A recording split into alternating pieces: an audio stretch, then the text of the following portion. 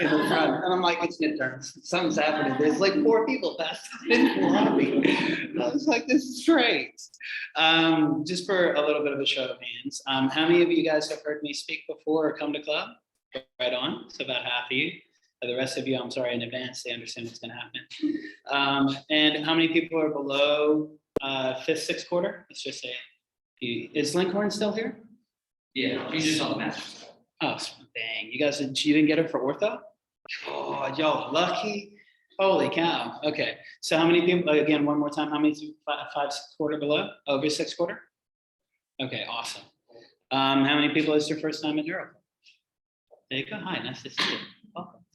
Also, I love what you guys are doing with the Spanish component. I petitioned for that when I was in school. I mean, I graduated 8 years ago in 2013 from Life, June in 2013. But to give you context, when I started in October of 2008, yes, October of 2009, there were 4 students at school from Puerto Rico, 4, okay? And by the time I graduated, 20% of the population was Puerto Rican at Life. I was like, this is dope. The only thing that I was sad about was that my twin brother and my older brother both speak Spanish fluently, and I don't. So, lo siento. Right? I just, it's not there. I can call my twin brother or my older brother, they'll help, right? But I absolutely agree with what the guys are saying. For those of you who don't know my story, I don't look the part, but my family actually immigrated on asylum status in the early 90s as refugees from Zaire. We came with $100, 2 suitcases, a bipolar grandmother, and a parrot. And we started from scratch. My dad spoke 13 languages. I spoke 3, Afrikaans, French, and English. I no longer speak Afrikaans or French because when my dad passed, we didn't keep it up. So there's a lot of opportunity when you're thinking about learning another language. Man, if you already know functional neurology and you're going to take medical terminology and most of it is Latin, translating it over to Spanish, I think that's fantastic. I love that. So very, very cool. But yeah. So we're going to talk about a variety of things tonight.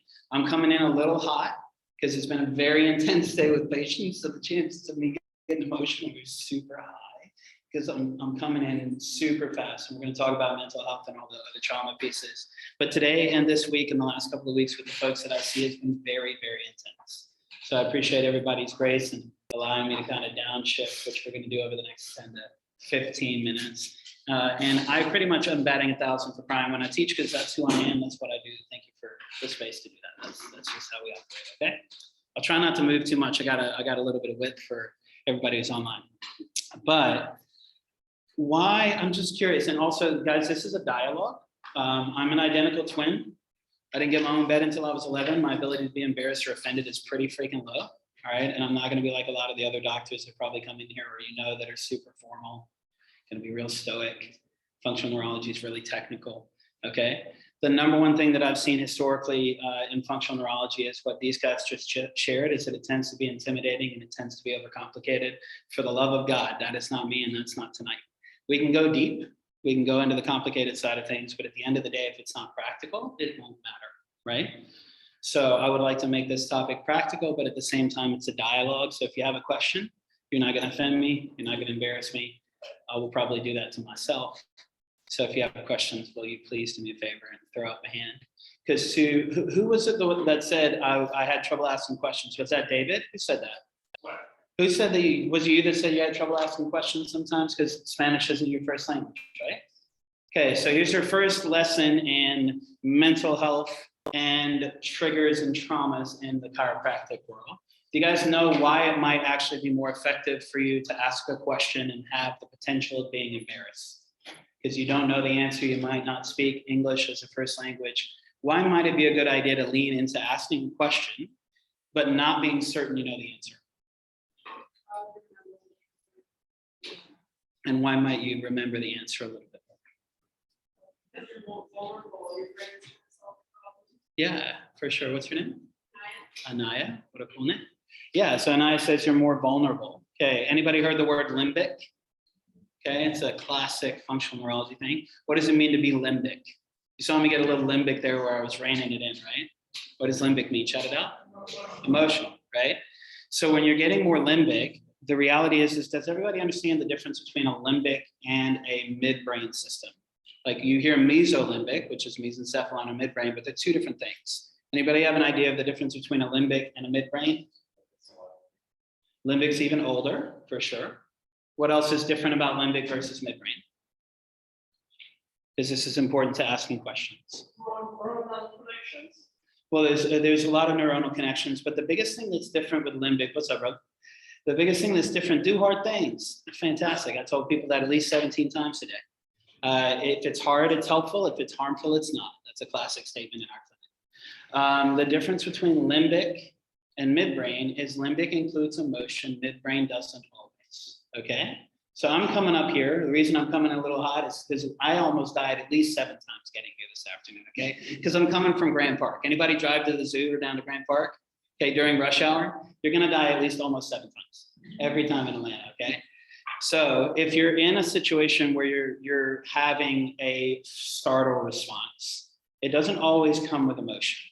So if somebody changes lanes in you on the highway, you're driving in Atlanta, okay, it's gonna happen.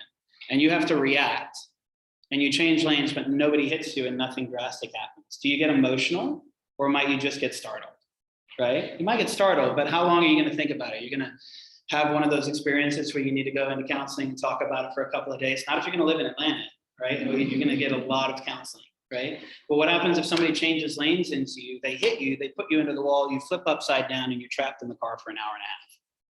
Startle, and what's the chances of you probably getting emotional, right? So when it's limbic, the biggest thing to remember with limbic is tied to memory more than midbrain, right? Your limbic is older. There's some studies that have come out in the last couple of weeks that are super cool that show, do you know what the oldest is that they've confirmed that you can do neurogenesis? Not synaptogenesis, which is new connections, but neurogenesis, which is new neurons. Study came out about 2 weeks ago, so if you saw it, cool for you. But if you had a guess, what's the age that they've confirmed new neurons being developed? Oldest? Yeah, the whole life. The oldest was the oldest person in the study is 92. 92, you're developing new neurons, not reformatting old neurons, not new connections, new freaking neurons, okay? If you're in functional neurology, or neurological function if you're saying it in Spanish, right? Then the cool thing is we're talking about new neurons. Well, when they did this, they actually studied the hippocampus. What does the hippocampus do? Everybody remember? Memory, okay? It's also tied to 2 other primary things, which are very commonly associated with memory. It's tied to mood, right? And it's tied to smell. Anybody remember a particular smell from childhood that when you smell it, you're transported back, right? Anybody seen Ratatouille? Pixar, the gospel according to Pixar, which is actually the best functional neurology that you could ask for. Just watch Pixar, it explains the brain really well. When he takes that bite of food, what happens to him at the end of Ratatouille? Yeah, say it out, you guys are close. You're almost participating, it's so close. What happened when he took the bite of food? Yeah, and here's the key. He's not only transported back to his childhood, the key that they did in that movie that's really important, and I want to connect that to limbic, connect that to mental health, connect it to chiropractic. We'll keep weaving this in, okay? He takes a bite of food and the camera pans into his eyes, comes out, he's standing in the doorway of his mom's house. He's not in the restaurant anymore, y'all. He's 8, right? He's actually just taken a bite of food and he's no longer in the restaurant. He's in a different place. Because the brain 100% of the time processes in past, present, or future tense. 100% of the time, it's actually present tense. Conceptually, it's future. Conceptually, it's past, but everything is happening in real time, right? This is going to be real important when we talk about mental health and about trauma and triggers and things like that in a second. But does anybody understand kind of what happened to ego when he took the bite of food? Why did it make such a big difference? If we know hippocampus is mood, smell, which is also taste, and then memory. Why would those 3 things be tied in for him? What was he remembering? He took a bite of food and he's standing with his mom. Any guesses on what it actually triggered for him? Because it wasn't midbrain. He didn't have a startle response. He had a limbic response. So what is the limbic attachment? What was he attached to that food reminded him? Say again? Emotions, memory. What else? So memory and mood, smell, taste, emotion. What was the emotion that it connected it to? Joy, but more specifically, what? Somebody said it, heard it. Love, right? Okay, because if you watch the movie, this is where Pixar is so freaking good. Ego said, I don't swallow unless I what? I love it, right? So this is a dope thing with this. He took a bite of food and he didn't love the food, y'all. He remembered what it was like to be loved. That's what it reminded him of. And he had one bite of food, and what happened to him in the last part of the movie? It completely changed his life, right? Is there a possibility to get a little bit of water? I can feel myself wanting that. So if you don't have a bottle of water by chance, do you? Would that be possible? That'd be great. Okay, because I'm going to show you guys a couple of practical applications that if you're working with a patient and something happens where you can see them winding up, which is happening a lot for me right now. And I'll explain to you guys why. I'll connect some dots because I don't get embarrassed by getting emotional. Is one of the things that you can do is if you're working through things and you're trying to calm somebody down, the easiest way to remember it is do anything that you wouldn't do if a bear was chasing you, okay? Because your brain can't tell the difference between a bear and a deadline, right? Y'all ever been studying for a final and you're like, I'm freaking out. You get nauseous, you're vomiting, you can't think straight, you don't remember even walking into the classroom, things get a little sideways, you kill a dude with a trident, you gotta lay low for a while, right? Okay, if you don't know the reference, it's not a movie that would be released nowadays. I don't think it would be too PC. But my point in this is do everything that you wouldn't do if you're being chased by a bear. So what's the chances you're gonna stop and take a deep breath if you're running from a bear in the woods? So why does a deep breath help settle this a bit? You're gonna stop and take a sip of water? Like, hold on a second. Just gotta rehydrate so I can keep moving. You're gonna lay down and have a nap? Restorative sleep? You're gonna stop and have a board meeting about how to handle the bear? Chances are not high, right? So I say that as I'm demonstrating this for you guys, and I'll connect some dots about what's happening in terms of my level of emotionality at the moment. That shirt is dope, by the way. Like my man right here, that is a fantastic shirt. I'm just getting a little distracted. I apologize. My undergrad is in digital animation film, and I was a full-time film music person before I got into school. The only reason I became a doctor was I couldn't find a good one. So I see stuff like that and like, that's awesome. So sorry for the distraction.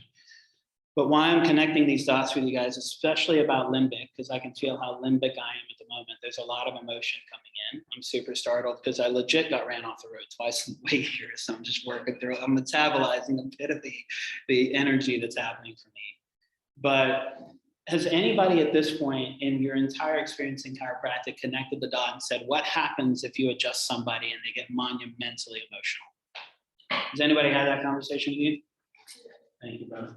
Y'all actually got to look at that, man. It's cold. Oh, functional neurology. See, it's branded. It's actually my logo, my twin brother and I make. That's kind of cool. Oh, thank you. That's awesome. Yes, ma'am. Are you asking what happens if you adjust somebody and you adjust the emotional? That's a great. I appreciate that. That's it. What's your name? Mihala. Where are you originally from? Romania. Love it. That's a fantastic question. I told you I was going to embarrass myself. It's going to happen. Little cerebellar misjudgment there. I can see where my threshold is at if I miss it by like an inch. Okay. So segue for a second because I'm going to answer that question. For those of you who don't know, I have a type 1 Chiari malformation that's a bilateral herniation, which is 14 millimeters on both sides. I have compression on all 4 sides of my brainstem because I have a 60% tear at my atlantoaxial ligament, and I have a mushroom cap with the cerebellum. It compresses both sides of my brainstem and the posterior elements.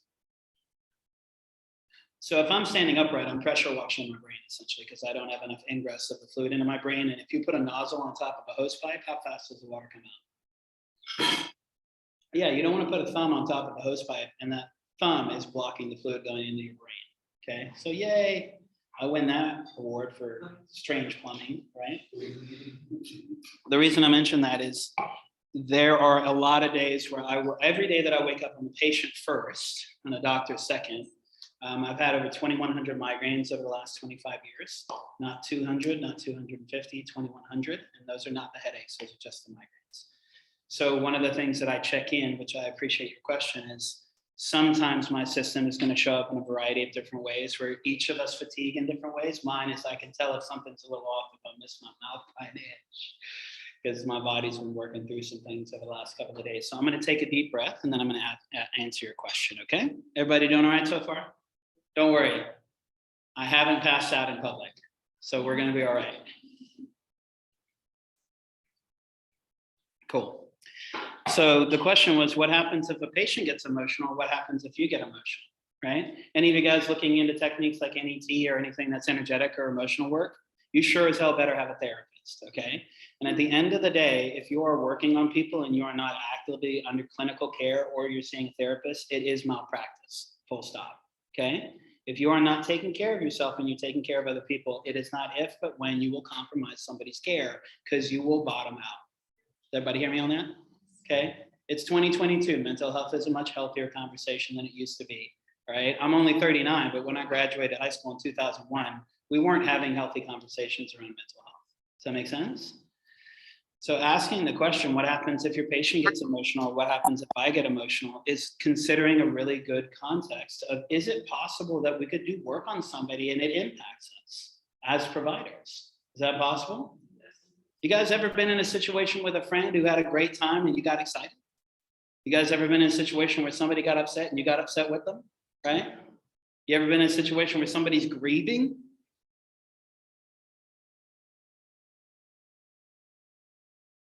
It is heavy, right? Like, my wife and I have lost 3 out of 4 parents. I've been around a lot of grief and a lot of death. And mainly what I'm processing at the moment now, which is apropos that we're talking about it today, is everybody that I saw today is grieving and dealing with a lot of stuff, right? And I end up carrying some of that because I'm a very empathetic person and I got to metabolize some of it. So the reason I wanted to mention mental health and talk about the topic and answer questions like these is because chiropractic is a hands-on profession, y'all. Like, how many times are you going to put your hands on somebody and you're probably going to pick up something from them, right? You ever had a family member walk into the room and you're like, they're not having a good day? They're a little off. And how does your body react, right? You all of a sudden open up into this welcoming posture and go, I invite all of that tension that you're carrying at the moment. Please bring that to me. I'll hold space for you. Let's talk about it. Let's dialogue. Can I hold anything for you? What would you like? And most of us don't do that unless you've done a lot of work, right? The reason I say that is whether you run a high volume practice or you run a concierge practice, if you are working with people that you're going to put your hands on them and you're going to be in the same space with them, the chances of having some sort of exchange is guaranteed, right? The only way it won't is if you close yourself off to that person because you're not connecting to them, and then you probably shouldn't be a clinician. Does that make sense? Okay, I went to 21 specialists over 9 years and spent $100 grand to get a diagnosis and only be told no one knows what to do with it. I was around plenty of people called doctor. I didn't go to a lot of people who were healers. Does that make sense? So if you're going to be a healer, if you're going to work with people and you're going to legitimately change your life, you have to be conscientious of what you are taking home with you, right? What you pick up. Anybody familiar with a mirror neuron system? Okay. What happens to half of your faces when I do this? Right? Or if I started to get angry, how many of you would start to withdraw? Check out. If I change my voice, if I get a little quieter, right? All of us are shifting as quick as it happens. So it's possible, like one of the reasons I'm a bit emotional today. One, it's been a very intense year for me as a patient. Full stop, it sucked a lot, right? I sip because then there's no bears, right? I have had 2 TIAs in the last 3 weeks. Anybody know what a TIA is? Transient ischemic attack, which is basically an acute stroke. It just doesn't last for a long period of time. They've happened every year for the last 10 years. And I had 2 of them. One of them was while I was driving back from Nashville 3 weeks ago. Not ideal while you're driving in the car. So my system is working through some things. So we'll talk about mental health as a provider. We'll talk about mental health for your patients because it's both ends. So I appreciate you asking that. So case in point, to come back to this, how many times have you guys had a conversation about what happens if a patient falls apart on the table, right? Because if you think about it, even if we think about the basics of what happens for somebody coming into a chiropractic office, what is the primary reason that most people come to chiropractors? Neck and back pain, right? Which is pretty shallow and superficial, but let's just go with it for a second. So if you're dealing with somebody who's been dealing with neck and back pain, migraines for 21 years, and they're averaging 80 to 100 migraines per year and headaches in between, and you adjust them, and it makes a positive change, what do you think that's going to do to them? They're probably going to get some emotions, right? I anticipate working through the day and dealing with pain. If I have a 0 day, oh my God, y'all, like if I feel good, shoot, that's wild. Like it's rare for me. So if you do something as a provider, are you adjusting people because you're trying to do some sort of mediocre change, or are you trying to change their life? Right? Most of you are in it because the power of made the body heals the body, right? Turn the lights on. All those other good cliches that we get in chiropractic. But at the end of the day, one of the things that happens, and I want to be really clear about this, and I'm going to be probably a little bit more unfiltered because of where I'm at the moment. A lot of chiropractors connect with their patients and sell the patient the idea of care off of high emotion, right? High limbic. It's like going to a Tony Robbins concert. Everybody's a concert. Listen to me. A Tony Robbins event. Everybody's hyped. They spend the $7,000 program package. They get all excited, and then 4 weeks later, you ask them if they can remember 3 bullet points from the conference. 3 days later, you ask them 3 bullet points. Most people can't. And why I say that is in these situations where you run the chance of connecting with somebody who you could legitimately change your life, and you make an impact on pain, the chances of you doing something that will make somebody emotional is high. And here's the thing, to your point that you said, was it Anaya? Cool. Anaya's doing a great practice of doing some deep breaths while I'm getting all excited. So I appreciate you doing that. It's helping me to calm down. So thank you. When you're in this place and you end up doing something that is very vulnerable, do you guys know what the root word for vulnerable is? Latin. It's vulnera. Okay? Vulnera. Some people automatically think I say vulva. I didn't. I said vulnera. Okay? Stick with me. Vulnera in Latin means to be woundable, right? You legitimately, basically imagine a dog walking up to you with a submissive posture, rolling over on its back and showing you its belly. That's vulnera. That's vulnerable. Somebody lays on your table, puts their head and neck in your hands, and asks you to adjust them. What do you think the chances are that thinking it might hurt them? High, y'all. Adjusting people is a vulnerable thing, right? So if you have the chance of actually physically hurting somebody, that's one thing. But people are being vulnerable, especially if they've gone to a lot of providers. How many of y'all are in chiropractic school because you went to a chiropractor and made a difference in your life, right? That's limbic. You went, that made such a difference. I think I'm going to go and do it for a living, right? That's a big deal. What happens if you run into people and you make such a significant impact, they fall asleep, they fall apart on your table, and you don't handle it with grace. You don't handle it with compassion. You're just nonchalant. Oh, hold on a second. High volume practice. Got to step up to the next person in the open adjusting room, right? What's the chances that you just took an opportunity to make a life-changing experience stick for them and you just deleted it, right? You get what I'm saying? Does that make sense? So we can talk about a lot of things in functional neurology. We can talk about business. We can talk about all the other things that you guys might want to know from a doctor. But the biggest point that I wanted to make just in the context of the conversation that I like to talk to Club about is something that I just don't hear anybody else talking about, which is you are going to be serving vulnerable people in vulnerable situations who probably need to be trauma trained, trauma informed, and compassionate. Fair enough? Okay? Because even the pace, I'll give you an example, okay? I have a 50-year-old guy on my table today who is dealing with significant anxiety and depression. He's coming to me because somebody said you help with panic attacks, you help with anxiety and depression, right? This dude is a workhorse. Like this guy is, if you want to hire somebody to do a job and get it done, this is your guy. Like he's classic South Georgia country accent. The thing that my dad could never understand when we came to the States. He's talking about working on a job, trying to do site visits and all this other stuff. And he lived down here and he's like, and I'm just trying to track with him. But this dude is just a good old boy, right? And he's going, I don't know what's happening to me. My body is falling apart, right? He's 50 years old. We start getting into the conversation. At the end of the day, the dude's just massively fatigued. He's out of gas. He's so anxious all the time that he's burning through all his fuel, that he's running out of gas on the side of the road and he's ending up depressed. And he can't figure out how to get out of bed and he's working through all these things. But he's coming to me because he thinks his body's falling apart. But he's actually dealing with depression and anxiety, but the depression and anxiety are just secondary to fatigue because his body's going 150 miles an hour and he keeps hitting the wall, right? What do you do with somebody like that if you're going to do chiropractic or functional neurology? What do you think you guys think is the management plan for that? What would you do? Even with what you know right now, you're like, some dude just showed up in my office, said, I need you to help me. That's what I'm dealing with. What are you thinking through? What options exist? NET, why? Yeah, and what would the NET do for the emotion and the anxiety?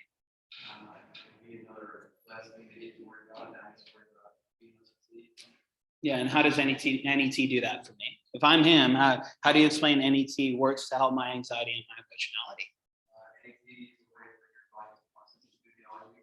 The emotion that you're feeling in a healthy way, you're carrying it around, stressing yourself out. Cool. So you help him metabolize some of the stuff that he can't get up here, but he's working through in his body. Love that. What else could you guys do for a guy like this? Sorry, go ahead. Making them aware of what that I can help either and change the format to a positive mentality, asking if he's a 7, why he's a 7 and not 4. Yeah. So start making that positive thinking, like ACC. Outside. Yeah, love that. You're gonna say, brother? It's all good. I caught you while you eating. Call me monologuing. Yeah, so increasing parasympathetic so he's not wound up so hard, right? Okay. Somebody calling in, that's fantastic. It's just like, it's audio. That's awesome. Welcome. Got distracted, I apologize. Here's the thing, go ahead, and I'll get you in just a second, brother, go ahead. Serotonin, say again? Serve as an advocate, yeah. And how would you serve as an advocate for him? Just be present. Yeah, just hold space, right? Acknowledge. What do you think the chances are? I'll come to you in just a second, brother. What do you think the chances are this 50-year-old workhorse who's an introvert has ever sat in front of somebody else and said, I don't think things are going well for me. I'm struggling mentally and emotionally. What do you think his practice is at that? Right? Okay. What happens if you are the first person that someone has ever shared with that I'm dealing with mental health issues? This guy's a 50-year-old country boy. He legit was run over by a tractor, y'all. Okay. 11 years ago, he got run over by a tractor and got life flighted out from a field and didn't break a single bone, but nearly macerated every organ because the tractor nearly popped him like a grape, right? Literally. Dude didn't even break a single bone, right? This is the guy I'm talking about. This dude got run over by a tractor, okay? And he's sitting in the office going, I think I have some mental health issues. What's the likelihood he shared that with anybody? So if you don't know how to hold space for somebody and make that relevant, validate and acknowledge, to sit with that for a second, you might miss the opportunity, because what am I trying to do with that guy? And I'll come to you in just a second, brother. What am I trying to do with somebody in my office, whether they are there for anxiety, depression, concussion, autism, a regular adjustment? What do you need to ensure is happening for 100% of the patients that come into your office? That they feel what? Safe. 100%. I don't care what your rapport is with somebody. Every single time you adjust them, that is the first time that you have adjusted them at that moment, ever. You have to be present. If somebody doesn't feel safe with you and you give them an inappropriate adjustment, or you give them care that isn't productive, and they end up having a limbic attachment, a negative attachment to your care, what happens to the likelihood of their physiology changing because you didn't show up in a way that was present to that person's problem? Because you got distracted, right? You were thinking about rents. You were thinking about the fact that you got 3 kids 6 and under. And like, my daughter's walking around the house this morning in a mermaid outfit, but she's like, hey, can I go to school in a mermaid outfit? And I'm like, baby, I got to get to the office. And I really don't think they're going to let you wear the mermaid outfit. And I'm running late. I got to really get in the car. If I show up to the office and I'm like, man, I wish I'd spent a few more minutes with my daughter in the mermaid outfit, and then I give somebody an adjustment because I'm not fully present and isn't accurate, then who gets compromised in that situation, me or the patient? Both. That's a good answer. Thank you. You guys didn't get the trick question. Fantastic, right? So that's a great question. What were we going to say, brother? Yes. So in relation to patient that comes in with presence that outside depression, would it be a good idea to talk to them or approach them to to unwind them, bring them down, or help them get a little bit more up? So how do you determine like which approach would be the most accurate? Yeah. Anxiety, I think there's like really like high sympathetic depression. How would that? Yeah. Because it's like two opposites. It's two opposites, polarized, right? Yeah. What's your name, bro? Actually, Sebastian. Love that. Thank you, Sebastian. What a great question. I'm going to repeat it for you guys online because you might not have heard the question. When somebody's in the space and they're naming anxiety or they're naming depression, and anxiety is like full intensity and depression's kind of bottomed out, and they're navigating both things, how do you engage that person in an effective way that's meaningful in that space? Because it feels like it's kind of trying to take two on-ramps or two exits at the same time. You can't take both, right? I'll show what I'm doing now with myself and also what I'm doing with that person is figure out, imagine that you are, yeah, you guys ever seen them refuel a jet in midair? Right? It's wild. Anybody seen Maverick? Right? First movie in the last 10 years, I legit broke a sweat in. I was like, this is so intense. I need a deep breath and at least a couple of days to recover. But when you're looking at the jet, if you actually do that, sometimes what you got to do in that situation is you just got to match somebody's pace and then try and figure out. It's like if a horse breaks free, you run up next to it, you grab the reins. You got to match their speed and then figure out how to drop. So if I can feel myself going really fast, one of the things that I can start to do is change my pace, check in with my breathing, adjust my tone, change the length of how I say a word, maybe do the Obama check-in, and then you pick up the pace and then you drop. Like there's all these different ways that you can do it, right? The biggest thing with him is he and his wife are both in the office, and y'all, I am moving slow right now compared to these two. They were hauling. They were moving so fast. So what I did was I got up to speed with them, and then as I'm answering questions, I intentionally just start to slow down, gap the question, and say, do you guys notice how fast we've been moving and how much we've been talking over the last 10 minutes? Like, do you have an idea of how quick things have been moving over the last few minutes? Because it's an intake exam, right?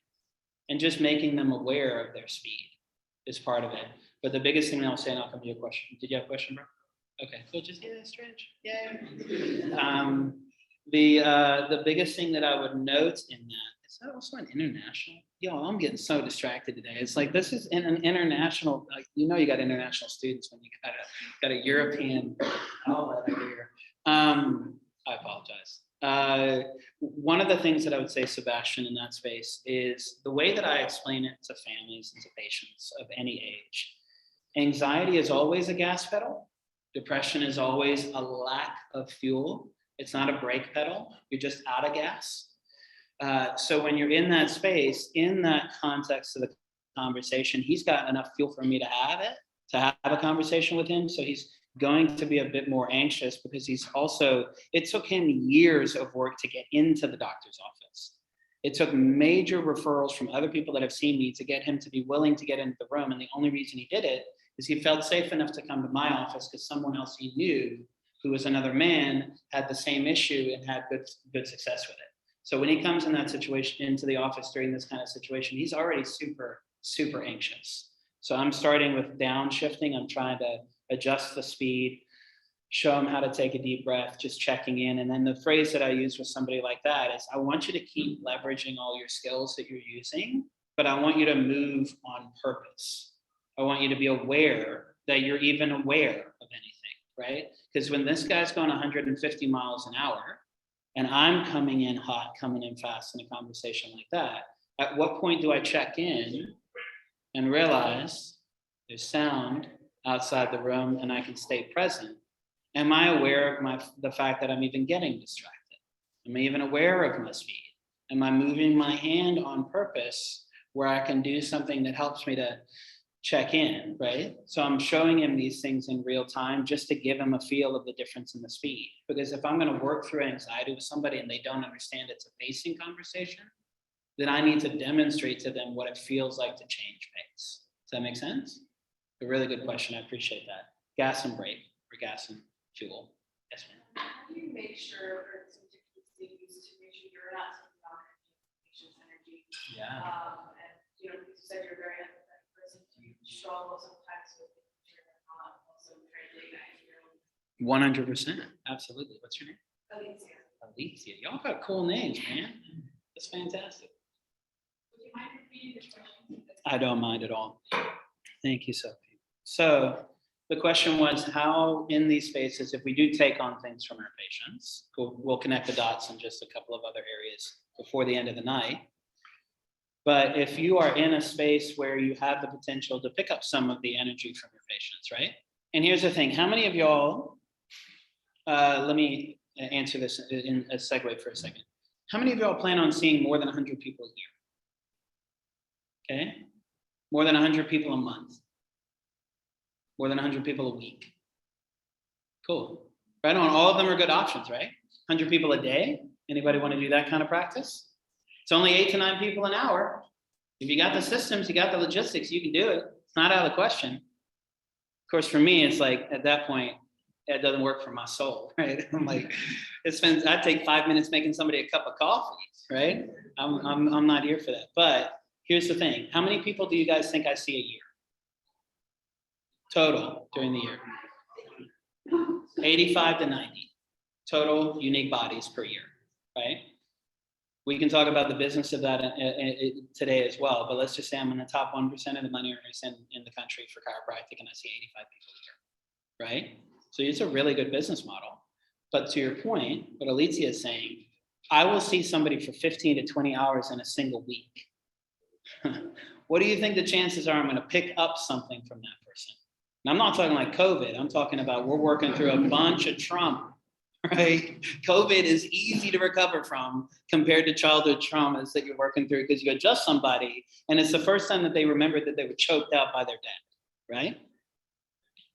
What happens when you go to do a repositioning maneuver with somebody and they tell you after 3 days of working on them, oh, I just remembered, I forgot to tell you when I was 19, I was riding on the back of a motorcycle with my boyfriend and he didn't tell me a tree branch was coming. He ducked, I didn't, I nearly got decapitated. Do you think that's important?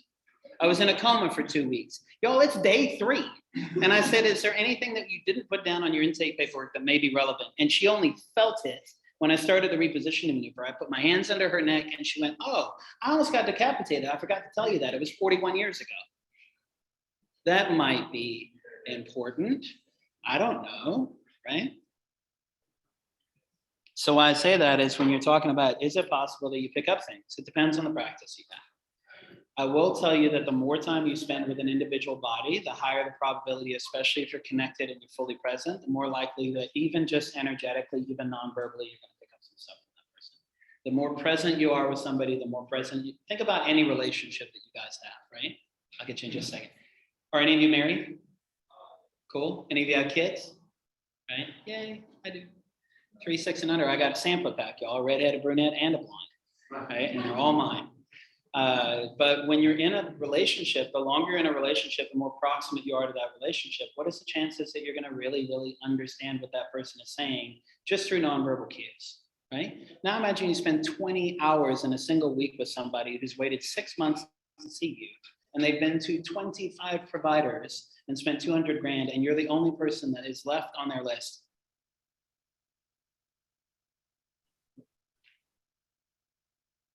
You're the only person left on their list before they decide that they're done, right? This person's not coming to you because they got an ankle sprain. They're coming to you because they need to see next week. You know what I mean?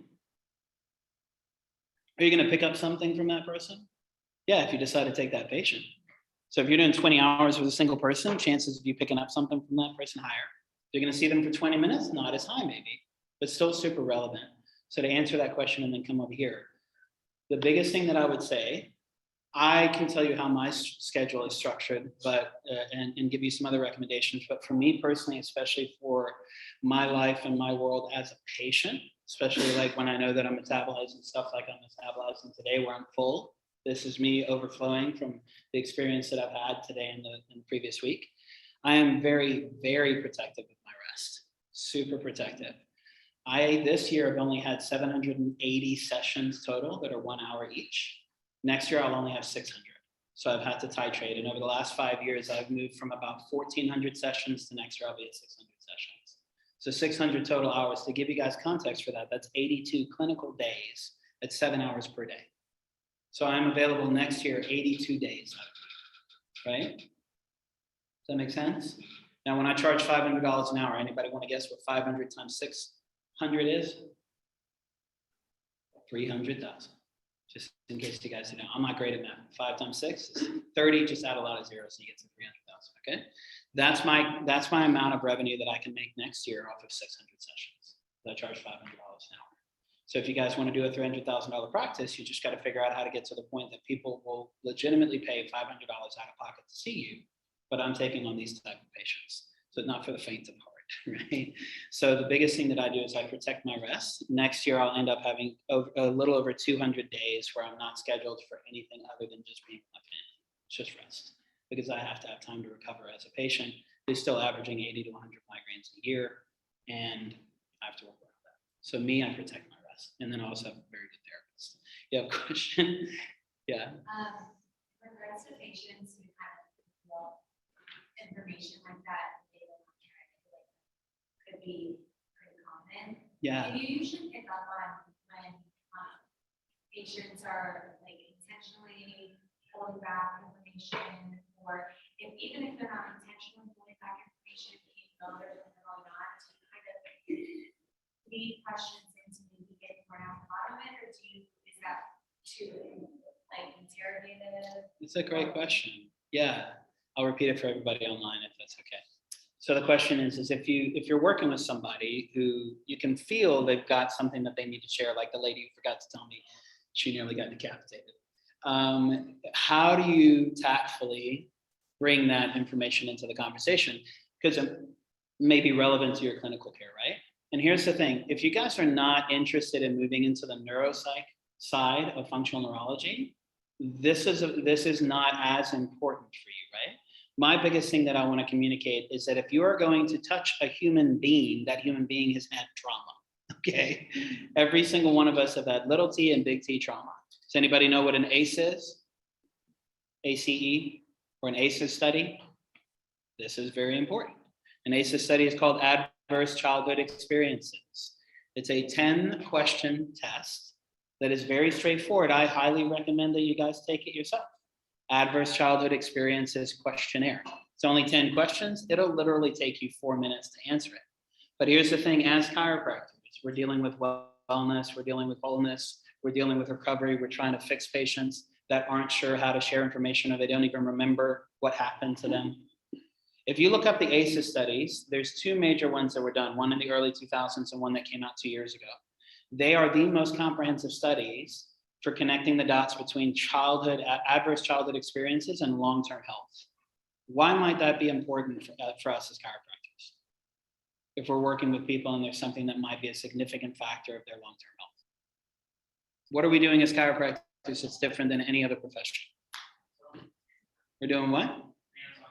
Hands-on. What else? Adjusting. And also, what's our goal? What's our philosophy? What's our ethos? Right? Are we just revenue generators? For the love of God, I hope not. Don't open a practice. You're going to mess some people up, right? I would say we're also restoring that flow of energy blocked by all the traumas. Yeah, and that's the thing. One of the biggest differences with chiropractic across the board is we're trying to do something that is wholeness-based. We're trying to do something that is wellness-based. We're trying to do something, yeah, man, I knew it was starting. That's why I was getting emotional. I just had an aura start. So y'all, give me a minute. Damn, I was hoping it wouldn't happen today. Do y'all know what an aura is? Aura, A-U-R-A. What's an aura? Yeah, well, I appreciate you, Aura. Thank you so much. That's sweet. I love that. An aura in terms of migraine. Does anybody know what an aura is? Yeah, it's called a prodrome. All right, look up migraine art, y'all. It is gnarly. It is very intimidating if you see migraine art. Like, just Google migraine art. I just had an aura start, so over the next 45 minutes, it'll shift into something more significant, and I'll be about an hour away from migraine. That's okay. Not my first rodeo, and I'm just sharing it. So let me come back to your question. I'll use what's happening to me as an example. Why I'm saying this as a chiropractor is if you are in a place where you are hoping to do positive impact, you're not just doing transactional care with somebody, okay? One of the things is to figure out how deep are you willing to go with somebody, because we're not licensed professional counselors. We're not licensed marriage and family therapists. We're not licensed social workers. You can get that degree if that's what you want. But my point is that if you don't have some degree of trauma training and some degree of emotional intelligence, when you're working with bodies and you're specifically trying to move them into the healthiest version of themselves, it might be a little less effective. Does that make sense? You guys know that the number one reason that I get referrals at the office and number one thing that people say that they were willing to refer somebody to me for?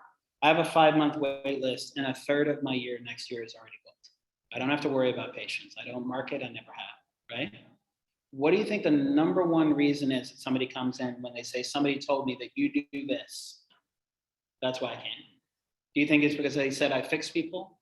I don't always fix everybody, right? Do you think that it's an affordable rate, right? Y'all, you do 20 hours with me, it's 10,000 bucks. Depends on what you consider affordable. If I spent 100 grand on my care last year and you fixed it in 1 week and it cost me 10 grand, you just saved me 90 grand. I'm going on vacation and I feel good, right? Depends on what you consider expensive.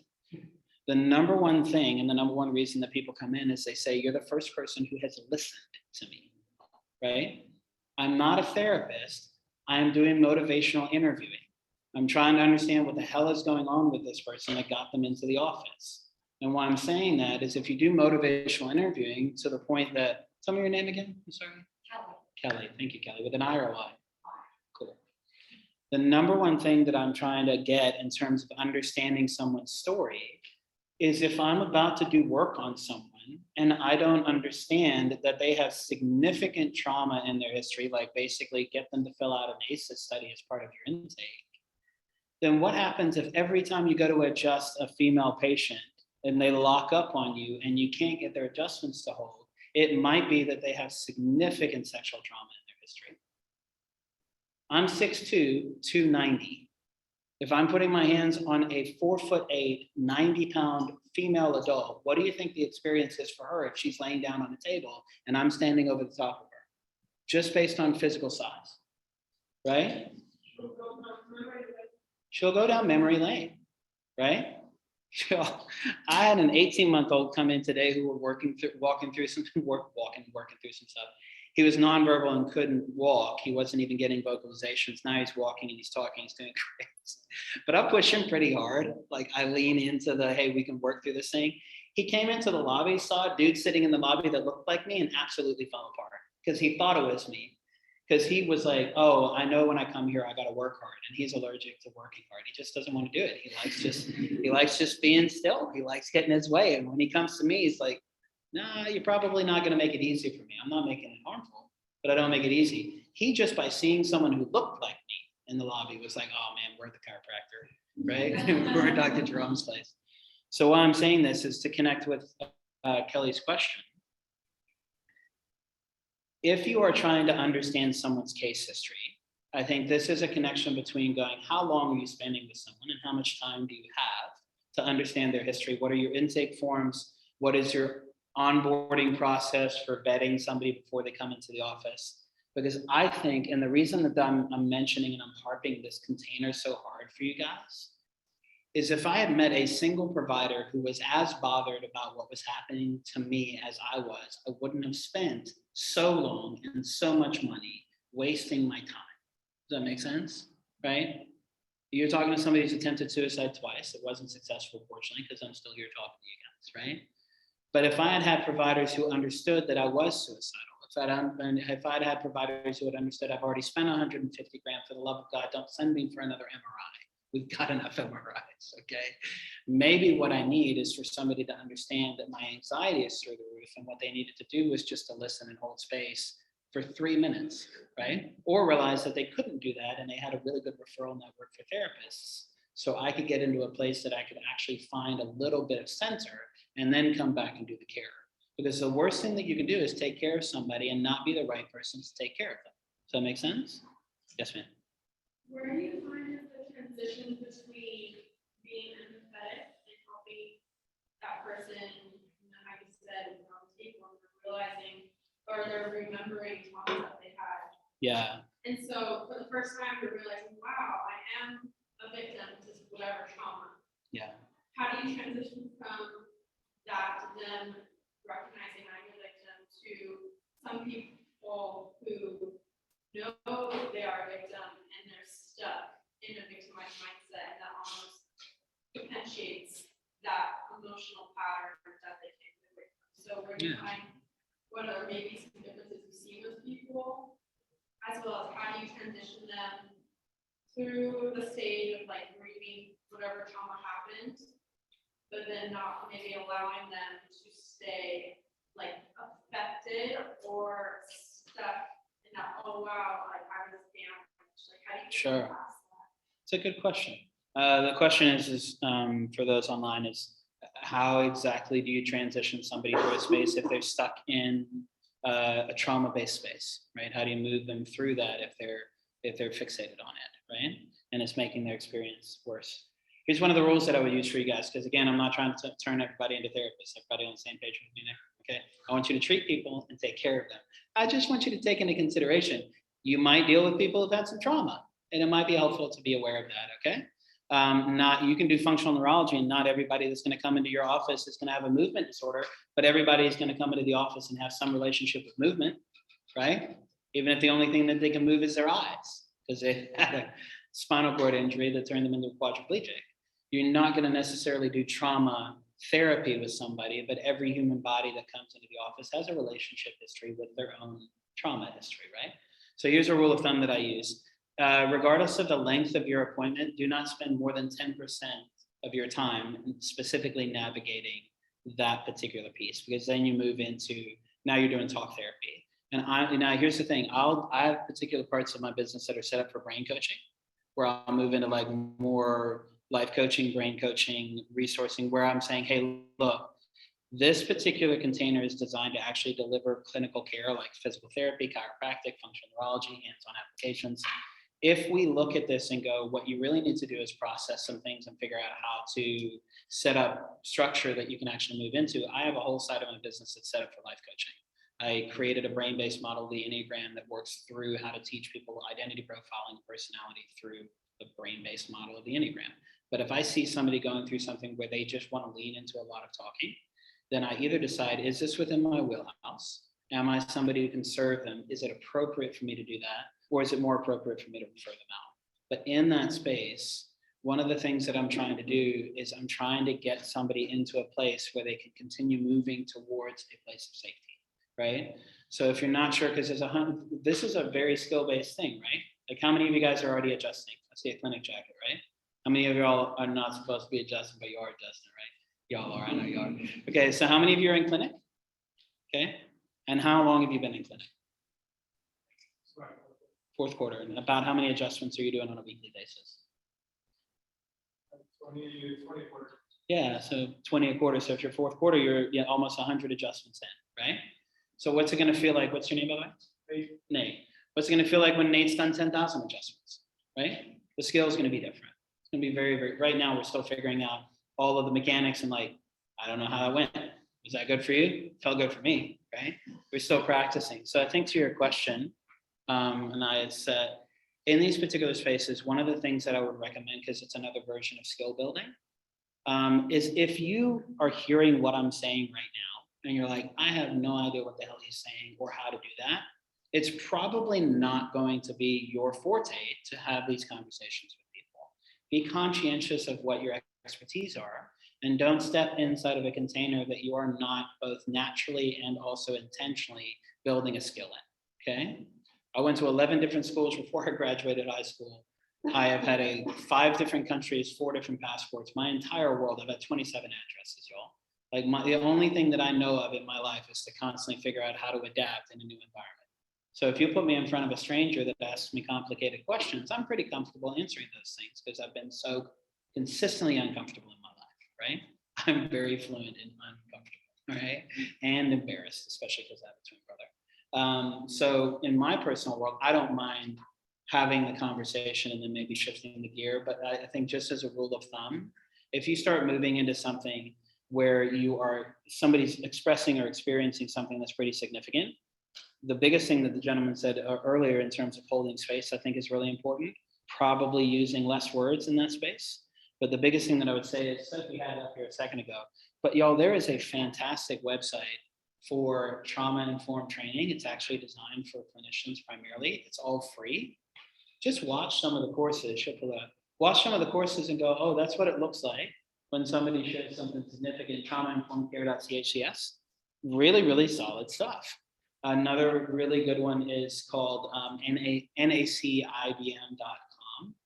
National or NICABM, National Institute of Clinical Applied Behavioral Medicine, NICABM. You can watch their courses. But my point is, and I'll come to the question that you had, Sebastian, is why I wanted to communicate some of this stuff to you guys is my biggest desire in having this conversation with you, especially for what I'm experiencing today and what I've been experiencing over the 8 years that I've been in practice, is, I get a lot of referrals from chiros who just kept hammering on people doing really, really good quality chiropractic care. But the problem is they didn't understand that these people, hey, it's Bonacci. What's up, man? Good to see you. Let's talk it out. They were doing a lot of really, really effective chiropractic care. But if you don't understand that people are walking around with really significant things in their system, and there isn't a part of your intake process that just does some degree of assessment around that person's, not only their physical trauma, right? But also having something, even if it's just an ACEs study that says, do we have any indication that this person has any kind of significant trauma outside of just a concussion or just a broken leg, right? Does you guys understand what psychosomatic means? What does psychosomatic mean? Anybody know? The mind affecting the body. Psychology impacts soma. Any of you ticklish? Right? Okay.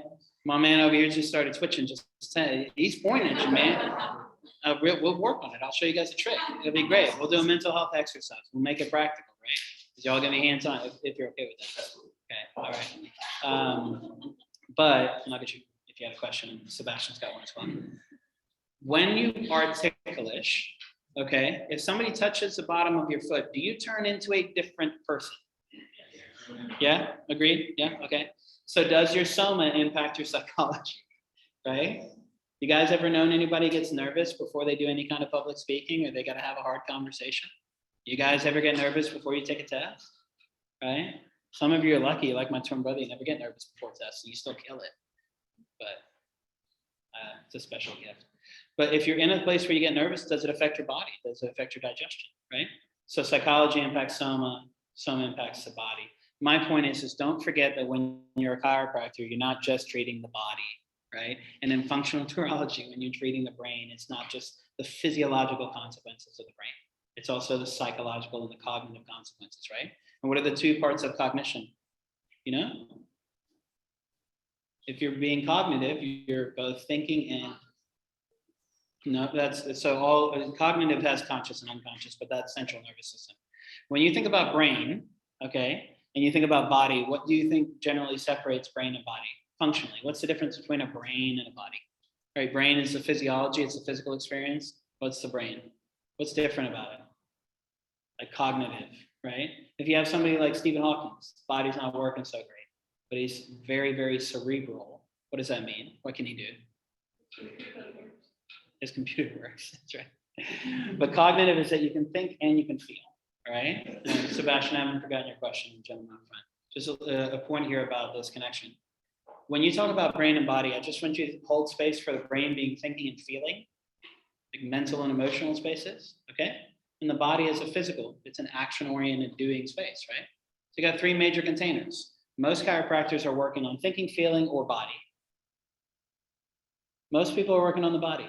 But if you're in functional neurology and you're going to work on the brain, you got to understand that people's psychology massively impacts their body. The dude who was on the table today that I'm telling you about, the one who's run over by a tractor, okay?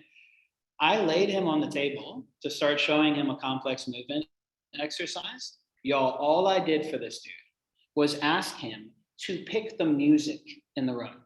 Because if I'm working on a dude that I can feel like he's swelling the entire room energetically with the amount of compartmentalized grief that this 50-year-old man is working through, and it's suffocating his entire physiological network. All I did was say, hey, will you do me a favor and pick the song, pick the music that you want to listen to? Because if the room has the music that you want, it'll make a difference, right? Because the part of your brain that deals with superior, inferior colliculus, light and sound, right? It makes a difference for whether or not you feel safe. It's freaking attached to your midbrain like a backpack, right? So light and sound make a difference. So if I want to help him drop into a space where he can actually work through the therapy, all I said was, will you pick the music? And he goes, no, I don't think I can do that. And I said, hey, one of the things that we're working through is you being able to name what you need. And as soon as I said, I just need you to name what you need, this 50-year-old dude who has worked through a lot of things in his life fell apart on the table. It was bananas.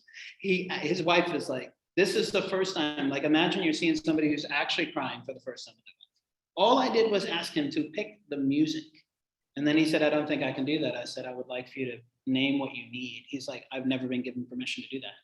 Y'all, his anxiety at the end of the session, when all I did was ask him to pick the song and I said, I need you to name what you need.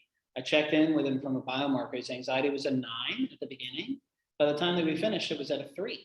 I didn't do anything for him other than have him pick the music, do some complex movements, and then give him a chance to do a breathing exercise. And his anxiety dropped by 60% because somebody gave him a chance to just do something that wasn't work related, right? That's not a complicated thing. I just asked him to pick the music. Does that make sense? Okay. Sebastian had a question, and then the gentleman up front had a question. In relation to people that have experience, in which they tie it to a type of activity that even though it's good for them, that they feel that if I go and perform this activity, I'm going to be in a dark place, bring back memories in which I'm not accustomed to or not like the person was at that time. Like how would you, as a clinician and as a orientation, tell them, hey, you're not in that state anymore because of how we evolved over the past years, and how can that help treatment-wise, or helping them understand that, hey, even though that affected you some part of your life, right? This is something that you should be doing because it could help you benefit in treatment. For example, let's say they had a problem with going to the gym because they felt that going to the gym made them, let's say, felt that they were unhappy with how they were, how their body looked, and that caused them to be so anxious and cause depression. So they become overweight, and they're trying to help encourage them to think that they can't cross that barrier to, hey, how can I, so as a clinician, how could you help treat it to how can the patient move from a sort of state in which that area helps them Yeah. to making them feel safe in that area? Yeah, it's a great question, man. I appreciate it, Sebastian. I'll tell everybody online, I'll just abbreviate it. This is also a classic example. What we'll use this as a practical application with what we're doing in the room, right? Okay. The number one, I'll tell you the end before the beginning. Okay. The single greatest tool that you have as a human being is to remain present. That's it. Stay present, right? So while Sebastian's asking his question and he's fleshing out the nature of the question, how many of you guys started to check out? You don't have to, it's okay, we can answer, right? Because he's fully connected to his question, I'm fully connected to him, but then the question is, are you present? Because it's like, I'm tired, I'm working through things, there's people asleep in the lobby, it's not my question, it's not as important. My point is, to stay present takes a hell of a lot of work. For me to stay present with his question, with all the things that I'm working through, is taking work. So when we're in that place, the biggest thing that I would say is not only for you, but also the patient, is keep coming back to whether or not somebody is present. And they're doing something in the present tense. And what is their presence? And what are you present seeing as a verb? Why I say that is if your brain can't tell the difference between a bear and a deadline, so you're running late for class, or you're going to run late for a flight and your brain thinks that somebody's pulled a gun on you, it's life-threatening. Your brain assumes that something is life-threatening. Do you all ever run late for a flight? Okay, pre-COVID, when we're still flying on a regular basis. Okay, you ever run late for a test? Right? You ever leave it a little too late to study? Not saying that that's happened for anybody, but I'll answer your question. But what happens when you start to realize you're running out of time? When that happens, do you end up like me coming up here and I'm running a little late and I have pathological aversion to being late, so I have to work through that, right? Do any of you miss a flight or run late for the test or oversleep for something and you wake up and you immediately go, I welcome this moment? Right? You're running late for the flight and you're like, it's going to be okay. I can buy another flight. No, come on, y'all. Not unless you've done a hell of a lot of inner work. Cool. A lot of soul child stuff. Okay, a lot of ego, shadow work. My point is, if we know that our brain can't tell the difference between perception and reality, and you're in a situation like what Sebastian is talking about, every single time that you're working through a pain point with somebody, that pain point is historical, okay? One of the phrases that I like from an organization that I love called On-Site is if it's hysterical, it's historical. Why did my man on the table get so upset, right? Why did he get hysterical? If it's hysterical, it's historical. Why did he get so emotional when I said, hey, could you do me a favor and just name what you need? Why do you think that that hit him so hard? He's never had a choice. Y'all, he grew up with a dad who was in Vietnam. I grew up with a dad who was a Salute Scout. The reason my dad spanked me after getting run over by the car was because he was afraid we were going to get deported. He didn't know what to do when the ambulance showed up. He was terrified. Right? Not the best strategy to spank somebody who's got a closed head injury, right? But at the same time, my dad's history with pain said, I don't know how to handle this situation. This guy on the table had never been given permission to make a decision. His dad scared the ever-loving hell out of him. And he's a 50-year-old on a table dealing with anxiety. And I got to figure out how to clinically treat him. So with what Sebastian's question is, the number one thing that I would do is just remain present and also help that person to talk about things in the present tense. Because when ego took that bite of food, where was he at that point? He's 55 years old in the movie, Ratatouille. He takes the bite of food, he's now 8. Now, if he goes back and has a positive connection to something, now I want to go, hey, what just happened? Where did you just go? Talk to me about that. Because then what I'm going to do is start translating that into clinical care, which I can move into some practical applications for you guys so it doesn't feel so esoteric. But the biggest thing is I want to always, whether it's a positive limbic attachment, it's a negative limbic attachment, it's a negative trauma history, it's a goal that they're pursuing in the future, you have to keep people in the present. One last example, and then I'll get your question, sir. A buddy of mine, who is my size, incredible guy. You guys have a great night. Good to see you. He had a posterior wall fracture on his pelvis. You all know what that is? Okay. Do you know how hard it is to get a posterior wall fracture on your ilium? What do you have? What goes into your acetabulum? Your femur. And your femur goes into the acetabulum. For your femur to go through the back posterior wall of your ilium, what does your femur have to do? Your femur has to punch through your ilium, y'all. Do you know how hard it is to do that?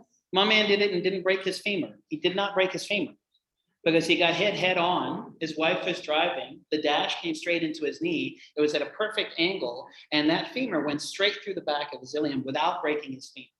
You know how hard that is? It's the hardest break on the human body. All of y'all are like, I didn't know that was possible. Welcome to the truth. It is, okay?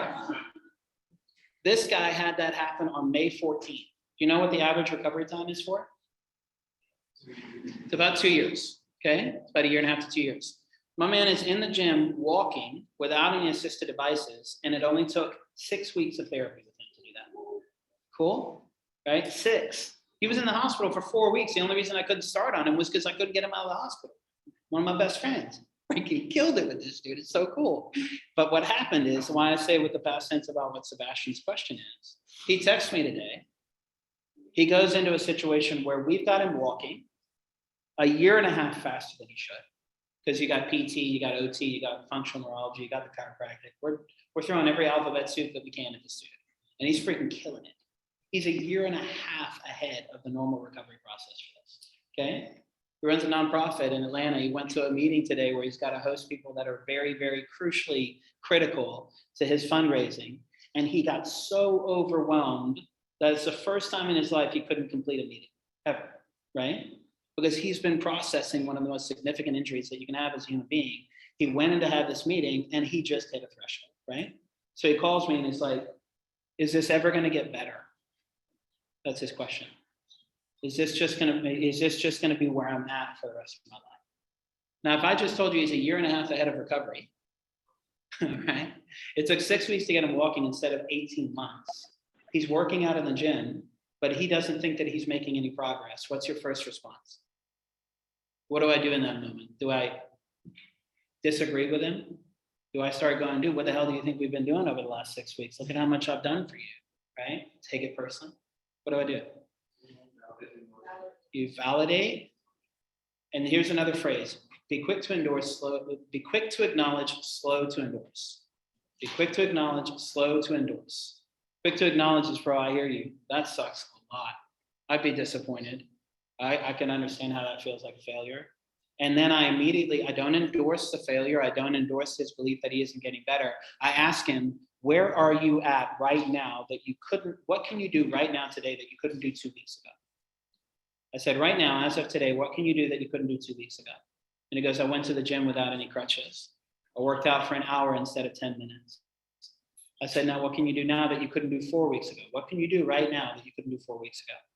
I'm acknowledging the fact that this dude is working through a significant thing, but if he has that trauma like Sebastian is asking about, y'all, he is 1.5 years ahead. He is doing things that they aren't supposed to be possible. The dude's femur went through his pelvis 2.5 months ago, okay? But he's in a situation where he doesn't feel like he's succeeding because in the moments, it's reminding him of everything he's lost over the last 3 months. And he's afraid that his nonprofit is going to get compromised because he didn't show up. Now, what he doesn't realize is the whole community is going to support him anyways. He just feels like he didn't succeed. He feels like he's stuck because he was in a hospital bed for 4 weeks and he's not moving the same way he was 3 months ago. So I'm acknowledging quickly, but I'm validating and endorsing slowly. And what I do is I keep somebody present. What is the goal right now? Where are you at right now? What's your pain level at right now? Because if you work with pain patients, the number one way they're going to answer their question, they're going to answer it based on where they were. Pause. I know you came in at a 10. Check in. What is your pain right now? Well, it normally goes up to a 10. Hold on. I'm not asking where you're going to be in 3 minutes. I'm not asking where you were 15 minutes ago. Is it the same or is it different? Is it the same or is it different? I don't even care if it's worse. I need them to acknowledge that it can change. Because if we don't go into the process of acknowledging that it can change, then what the hell are we doing with neuroplasticity? So the answer to that question, brother, I would say no matter what happens, stay present, but keep them present and then keep moving the bar forward to go, what are we actually doing that's making a difference? Because if you can't legitimize that you're making a difference and you can't recognize that you're in a different place now than you were 2 weeks ago, 2 months ago, 2 years ago, then you shouldn't be progressing with the patient if you're not progressing the patient, right? Does that make sense? What was your question? Thank you for your patience. Yeah, NICAPN. I think it's Orgacom, National Institute of Clinical Applied Behavioral Medicine. I can also give you guys a ton of books that are great to read. We can do that at the end as well. Y'all literally lifted 4 hands at the same time. So I'm going to go with you quick. I have a question of how like that space for kids versus adults. Yeah. Parents who really have Yeah. Ooh, what a great question. Lord have mercy. 60% of my practice is pediatric. I specialize in nonverbal autism, non-speaking autism. I have a 6'8", 275-pound 15-year-old who likes to headbutt me garbage. Okay. I'm a big man. This kid is a big human, right? So I have probably more history over the last 10 years of working with kids than I even do adults.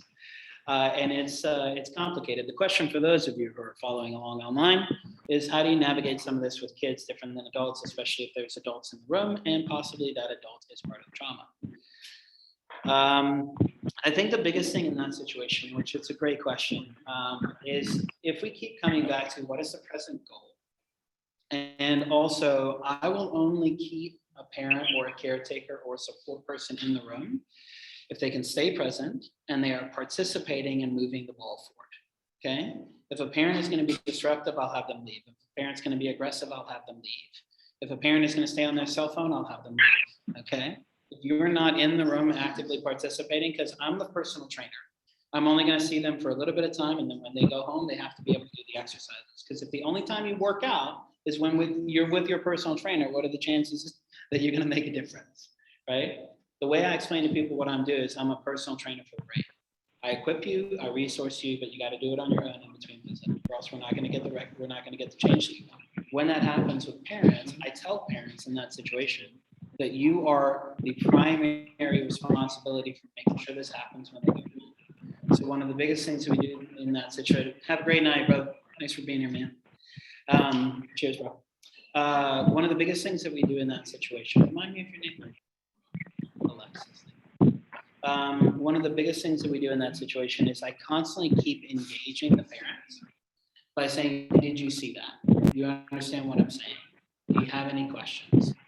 Because in my situation, y'all, I do an hour session, so I spend a lot of time with people an hour. If you do it in 30, you do it in 15 minutes, whatever you end up choosing.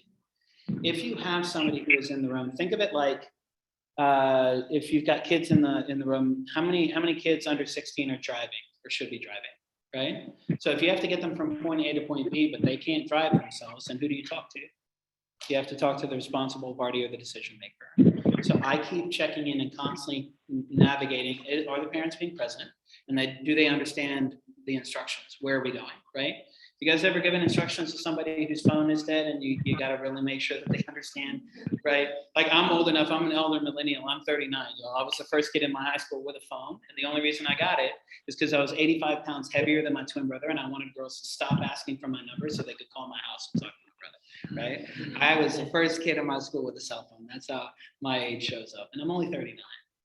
But I was in the space and in the world where you still pulled out maps and you put them on the top of the car and you figured out where you're going, right? We're in such an automated world nowadays with parents that I think the most effective way to bring, whether it's a spouse or it's a parent, even if it's an adult parent of an adult patient, keep asking them if they see what you're doing, if they see the change, because here's one of the big things.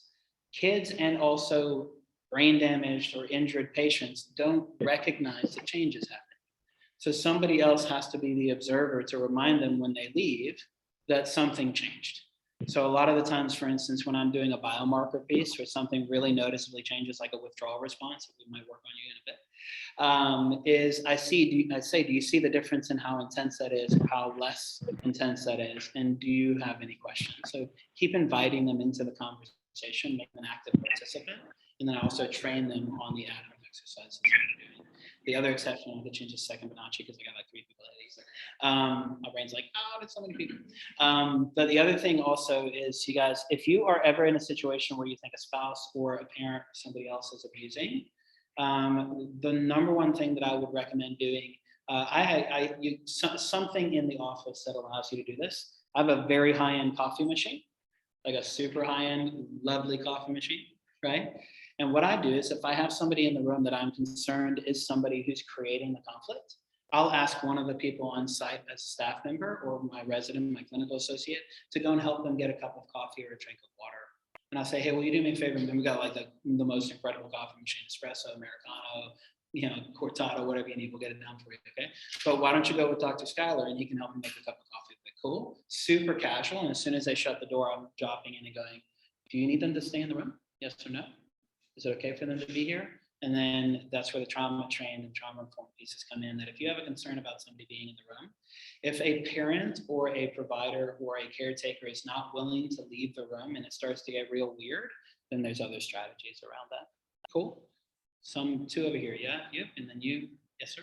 I know that you as a practitioner, I have figured my life around and seeing my problems. Yeah. Hearing you talk about the experience, I remember not being able to get a glass of water or being on some days. How do you as a practitioner navigate that? The highest stakes practice. Yeah. Appreciate the question. What's your name? Gabe. I had a great friend in high school named Gabe. You don't meet a lot of Gabe. So is it short for Gabriel? Fantastic. It's a good name. Thank you for sharing that, man. Yeah, that's one of the most difficult things to do, right? It's like when you've got, like, most of the time we can see it when somebody can't walk, right? They're in a wheelchair, you got ADA pieces, but when you got a migraine, it's kind of invisible, right? Concussions, anxiety, and stress, those are not the things that we walk around, bleeding from the leg.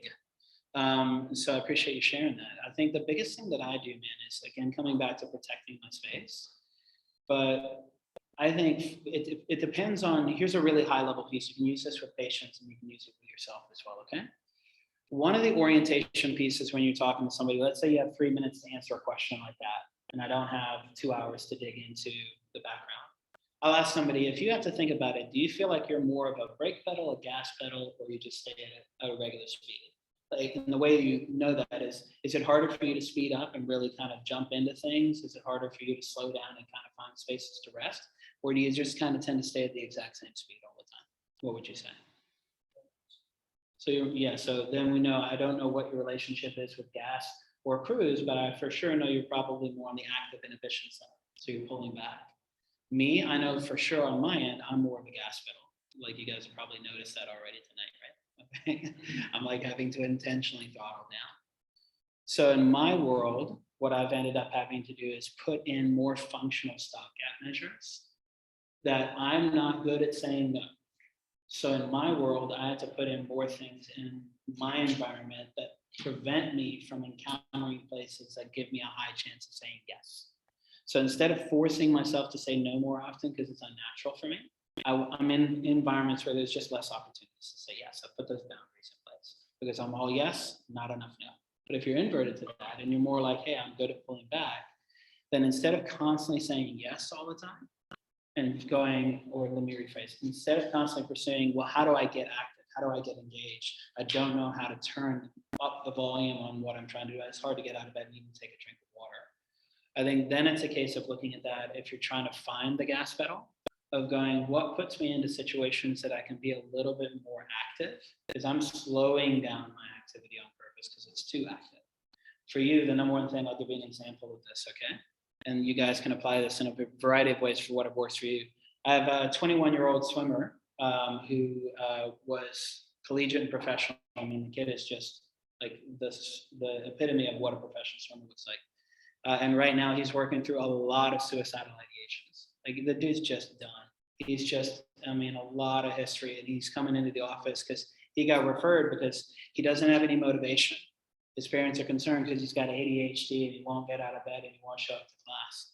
The dude's just completely spent, right? He's been hammered for 15 years to just show up and perform. He doesn't know who he is outside of swimming. So he's just shut down. He's just completely on autopilot. He's disassociated and he doesn't want to get out of bed. Somebody in that situation, what's the chances that I'm going to give him a really good at-home exercise regimen and he's going to do it? Right? Zero. It's not even 2%, zero.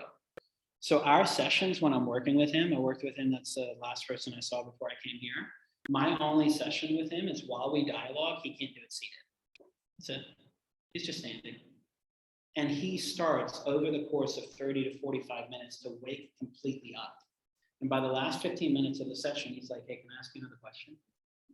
Because his on-ramp, I'm basically turning the car on and I'm letting it idle for 45 minutes and then I back him out of the driveway. That's all I do for the hour. But for him, because he's having so much trouble getting active, I don't make him say a yes and show up and make him slam the gas pedal. I just ask him to stand, have a conversation with gravity, talk to me, but let's not do it seated.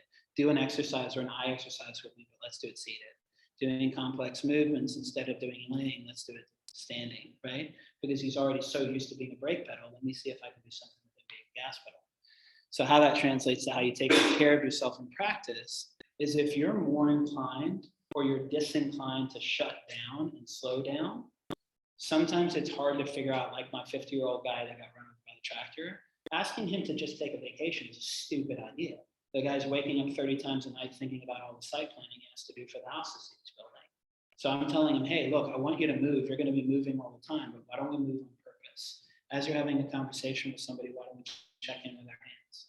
If you're going to be awake in the middle of the night, why don't you pop in your headphones and we'll do a headspace? If you're going to get up at 4 o'clock in the morning and you know you're going to task out, then tell yourself, hey, I got to watch the eye exercise videos first. I got to check off that box so that I can activate his brain on purpose, but I'm supplementing his need to work with more intentional spaces. I just need him to be present. So what that looks like in practice is if you know that when you go through migraine spaces like that, if the way that you show up when you end up with your own version of whatever your symptomatology is, that you tend to slow down, just find some way to be activated or active in a safe and a manageable way. And oftentimes, if you're trying to turn your body on and engage, the most effective way to do that is just to transition body spaces, just to stand. For me, the number one thing that I have to do in the office, because I work straightforward, like I'm not doing now practice, right? Is for me to do this is freaking weird, right? I'm standing the whole day. But I can immediately feel the different level of effort that it's taking me to sit versus when I'm doing it when I'm standing. So can I give myself permission to do a little less? Can you give yourself permission to do a little bit more? So I think for wherever you guys are at for the gas brake cruise component, if you're used to moving at a really fast clip, ask yourself what can be put in place that might allow you to say yes less often and to not be so engaged. If you're more of a brake pedal and it takes time for you to get engaged and to find some momentum, maybe figure out what it looks like to get warmed up. And a lot of times that just means standing and going for a walk, or just not staying seated as often. And if you're somebody who tends to stay consistently in the middle, then just be dynamic, right? It's not homeostasis, it's homeodynamics. Homeostasis is when you're dead and you stop moving, okay? Homeodynamics is that we're moving all the time. So it comes back to not only be present, but what is your relationship with physical movements? And can you adjust that just a little bit and then translate that to all the self-care and the practice pieces? Somebody else, you had a question. And then Banacha, I got you. I'd be curious to know about your journey. How did you get to this point? Yeah. Training, what classes, schools, training you had? Yeah. And also if you talk a bit about the team you work with. Sure, I can absolutely do that. I'm going to pause for just a second on that question. Ask the context of your question, because that's going to take a little bit longer and I want to give some time to it. Yeah, what's your question? So my question was going to be, I wanted to touch on the important kid that had ADHD, but you said it's actually a lack of discipline. Yeah. And how you integrate maybe discipline at home exercises and how you work with parents to actually maybe have discipline that's rather than. Cool, perfect, thank you. That just helps me to close the loop because my brain's already timing how much time I have left and I'm wanting to land the plane without it being jarring. So I appreciate you letting me ask. So for the folks who are online, tell me your name one more time. Thank you. Mahala's question was, what's my team? What's my journey? Kind of how did I get the training? How did I get here? I'll give you the bullet points. There's a lot. My undergrad is in digital animation and special effects production. I used to do music full time with my brothers. That's why I got the gauges.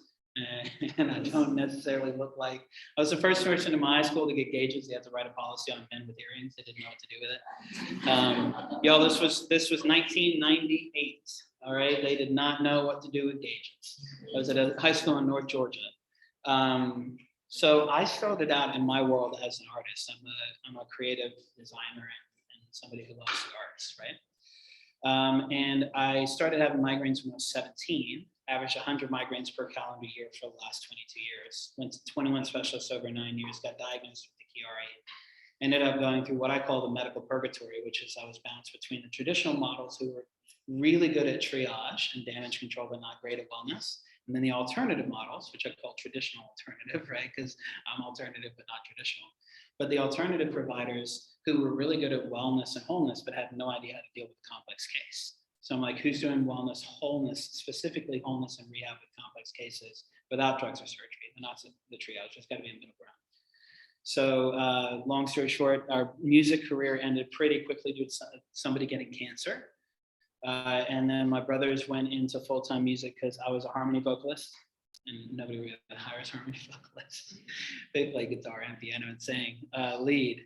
But I was sitting there with my wife and I was like, I think I really love the approach to chiropractic. I really have this background in neurology and I'm a brain-based patient. I think chiropractic is the way, but maybe I can do it with the idea of what would it look like to take on more complex cases. Y'all had no idea that functional neurology existed. No idea.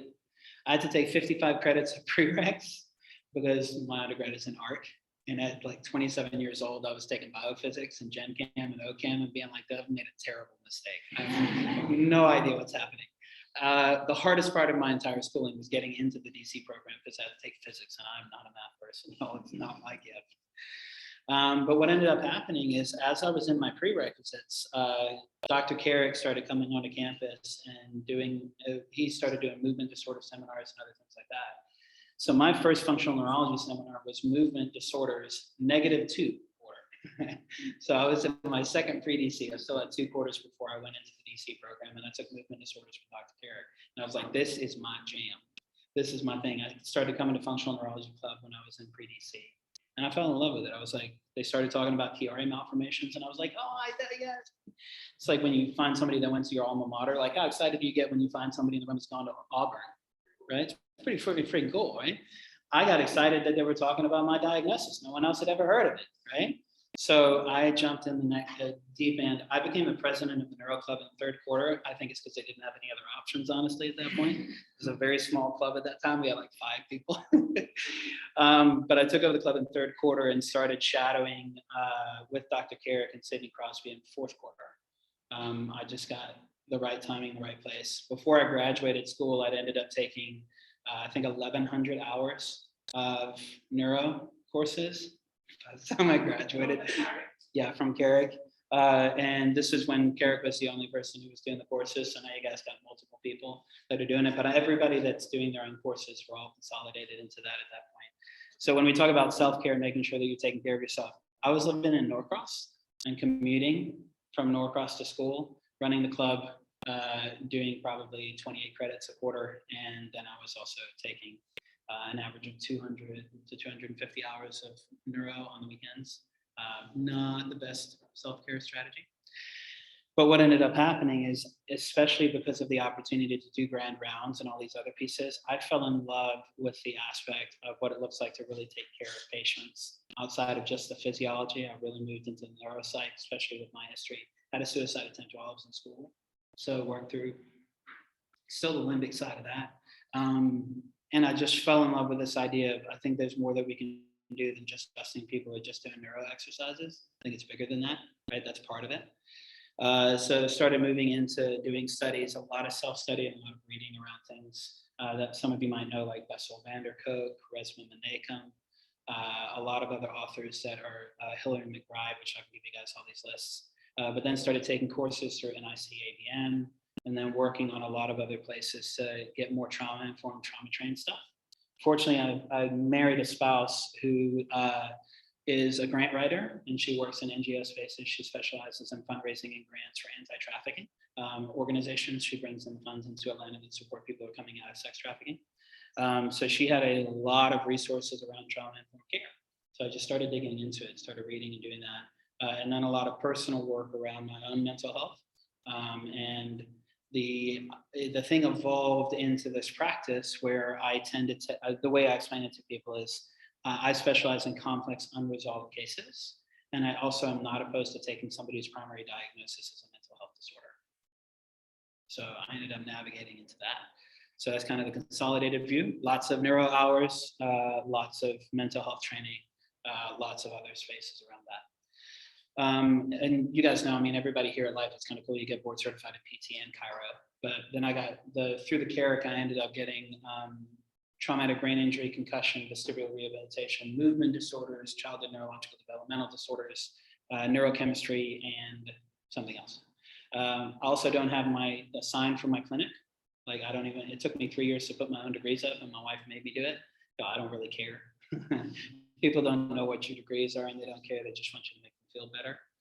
So most of the time I don't go into all the stuff that I've trained because it's not my predisposition.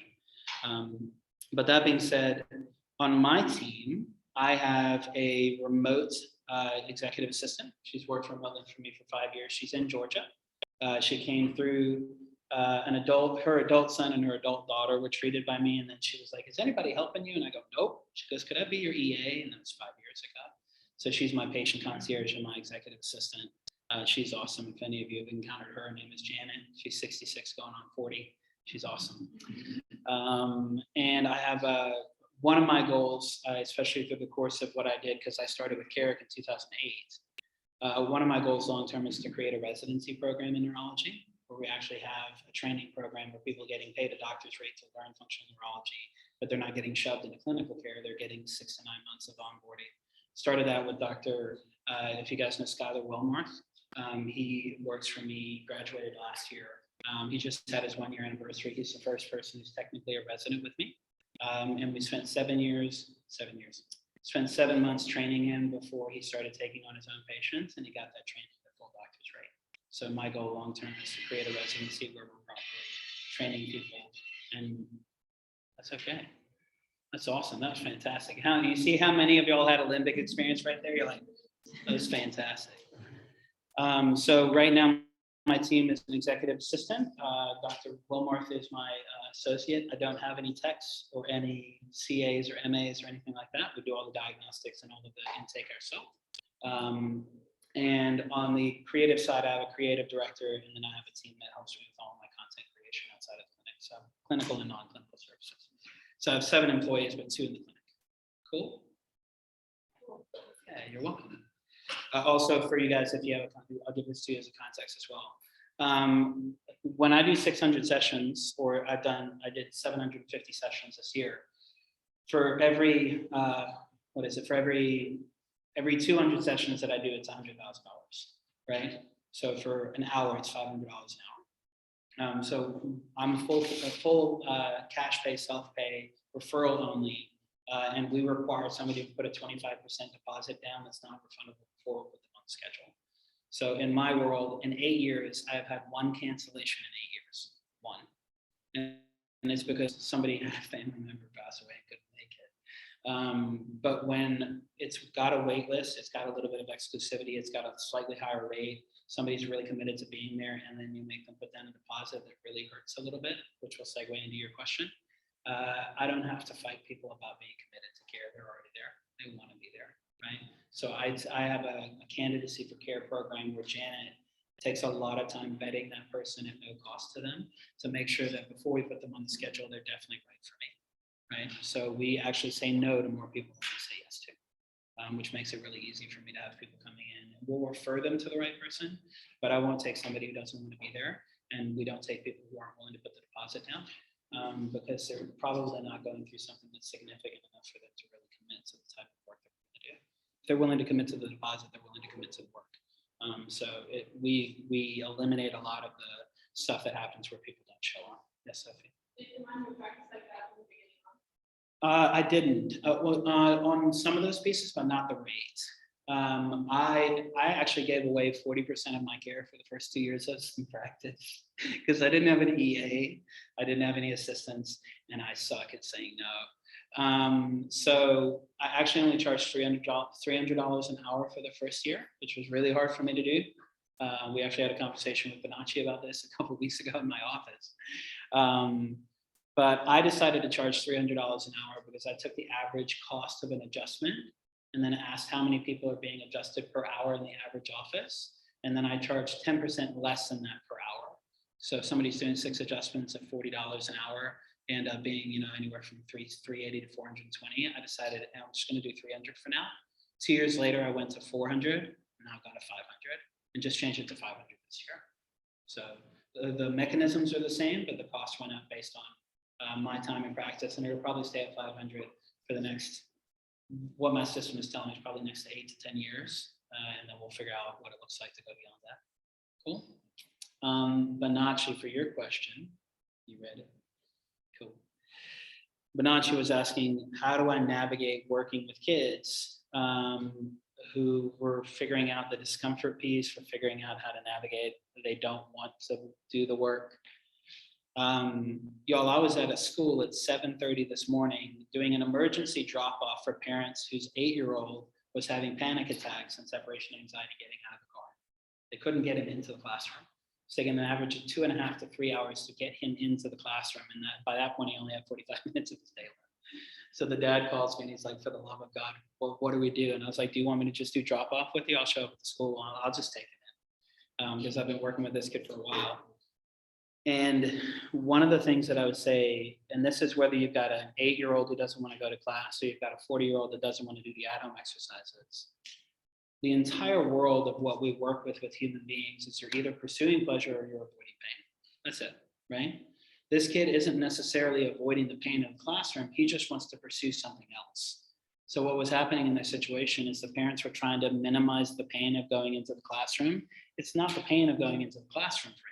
He just wants to be doing something else. And when that happens, he absolutely loses his ever-loving mind about it. And he completely dysregulates, and he's off kilter. But then at some point, he actually starts to have a proper panic attack because he's wound himself up so tight, right? So one of the techniques that I use, coming back to Sebastian's question earlier, is the number one thing that you can do with any patient, but especially a patient that's starting to dysregulate and is having a massive aversion to discomfort, like they're allergic to pain. They're even allergic to just not doing what they don't want to do, right? There's an entitlement piece, there's an expectation, there's a privilege piece.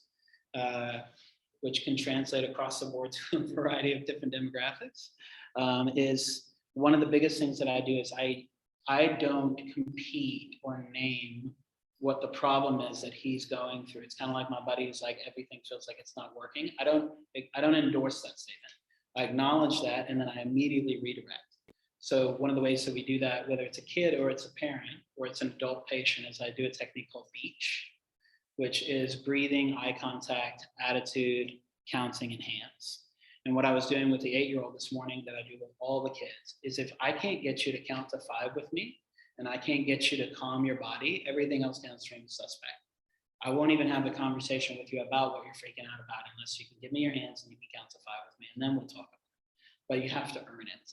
So here's kind of a high-level piece that you can use for adult patients, kids, whatever the case may be. Once you figure out what somebody's pain point is, and you figure out what somebody's pleasure point is, like what are they motivated by? What are they trying to do? What's their goal? What are they pursuing? What are they moving towards?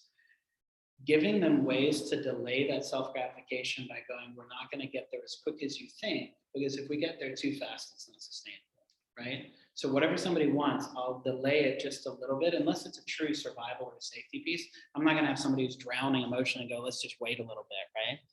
But if you get somebody to recognize that they want something so bad that they have to delay getting that just a bit, you start to build in all the mechanisms that help that person to down-regulate and actually maintain some degree of self-control, because they have to learn how to wait a little bit. But then if there's something that they're avoiding, I'll actually move them towards it faster.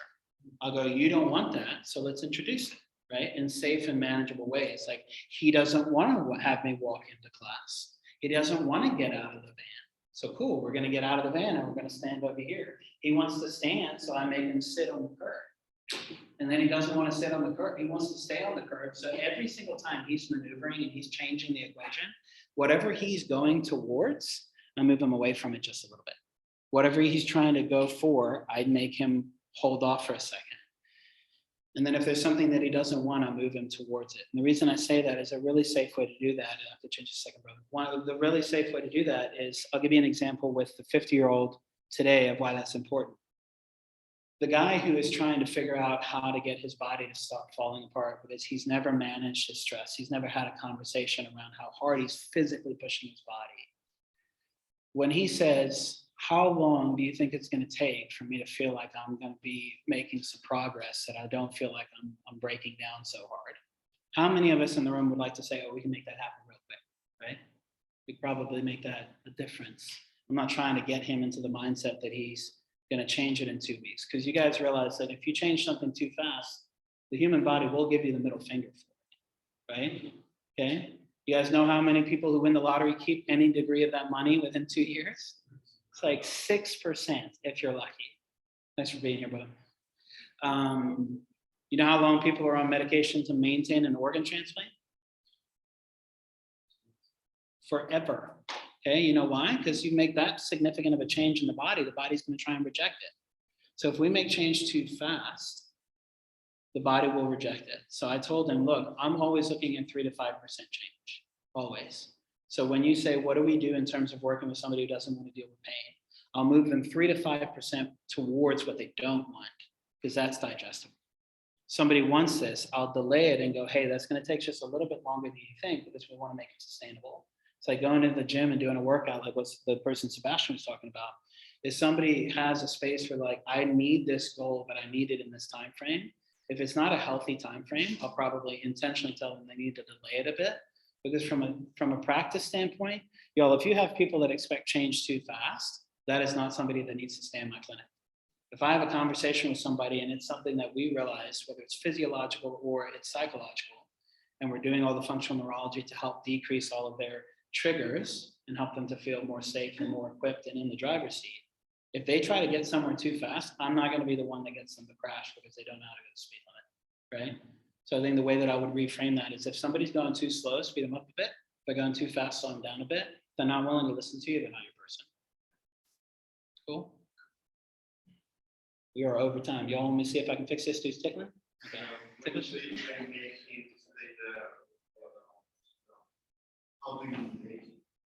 I physically move him if I have to, yeah. And here's the thing, my phrase is, I'm going to help move your body. I'm gonna help you move your body. I'm giving him the opportunity, but this is the biggest thing, y'all. If any of you become parents, or any of you interact with a child, see brother, if any of you see children at any point, we have to take care, guys. And if y'all need to leave, feel free, man. I'm not at all bothered. I'm gonna stay for a bit to close the loop, and then we're gonna see if we can show you some ways to fix tickling. Because it's a huge beast. Come back. Thank you. So if you're in a space where you're working with kids, the biggest thing that I would say is parents are completely averse nowadays to making their kids uncomfortable. I'm not talking about traumatizing your kid, y'all. My dad had quota. I got spanked several times a week my entire life. Okay, I'm not talking about doing something heavy-handed. I'm talking about parents nowadays are just afraid to deal with discomfort in their kids. So one of the biggest things like ADHD, autism, anything that's on the spectrum, a lot of the times it is a behavioral or a disciplinary piece because there's no established boundary and it's not consistent. It's like, this is the things that we do and our yes is yes, our no is no, we're doing it consistently enough. So the kid can actually develop a protocol for what's expected. Like what happens if this doesn't happen? Like the kid this morning, he didn't have any lived experience that there's actually going to be a consequence for what he's doing. So the parents ask all the time, why do you think they're doing this? And you know what the easiest answer is for any parent who asks, why is my kid behaving this way? Because it works, right? Because they can. Your kid at 8 years old is the same, is basically functioning like a puppy. Okay, the first 8 years of raising a child is like raising a dog in the first year. They're on dial-up, y'all. The kids are on dial-up. We're on fiber optic. They don't even have the hardware to understand what is happening. He's not doing it because he's trying to be malicious. He's doing it because he doesn't understand. So why I say that is when I have a kid who is doing something that has the potential to hurt himself or someone else, I intentionally but assertively will move their body. And one of the things that I tell the parents is just you put their hand in the cookie jar is the phrase that we use. But if I hold a wrist like this, even without a closed hand, they can't move their hand out. Their hand's inside the cookie jar, right? So I don't have to be forcible with somebody. I can just hold a wrist like this. And then when I get him out of the car and he starts to get really buck wild, I sit him down, I go through the beach, I get him lucid again. If he can talk, he can think. If he can think, he can listen. And then I go, hey, we're going to walk to the classroom. As soon as I start walking, I expect you to walk with me. And he tries to drop like a dog on the leash where he's just going to sit down and you're going to start dragging him. And as soon as I start walking with him, I don't do anything other than just give him a little bit of feedback that if he's going to drop, he's going to face plant in the parking lot. And he makes a decision as he's starting to go forward that I don't want to do that. I'm going to keep walking. I'm not going to let him face plant. But at the same time, as I start walking with him, I'm physically moving his body. He starts to pick up and he just walks with me and it becomes a non-issue. The biggest challenge with the parents this morning is that they didn't know how to physically move him from one place to the other. They just kept leaving it in his charge and his control. They basically put him into the driver's seat. And if he's in the driver's seat, he doesn't know how to drive. He doesn't know how to get to the classroom. So sometimes you gotta move his body for him. But Anchi, I'm gonna get you in just a second. Somebody else, you ask a question. I have two things. First thing, Yeah. can you repeat the acronym? Yeah, breathing,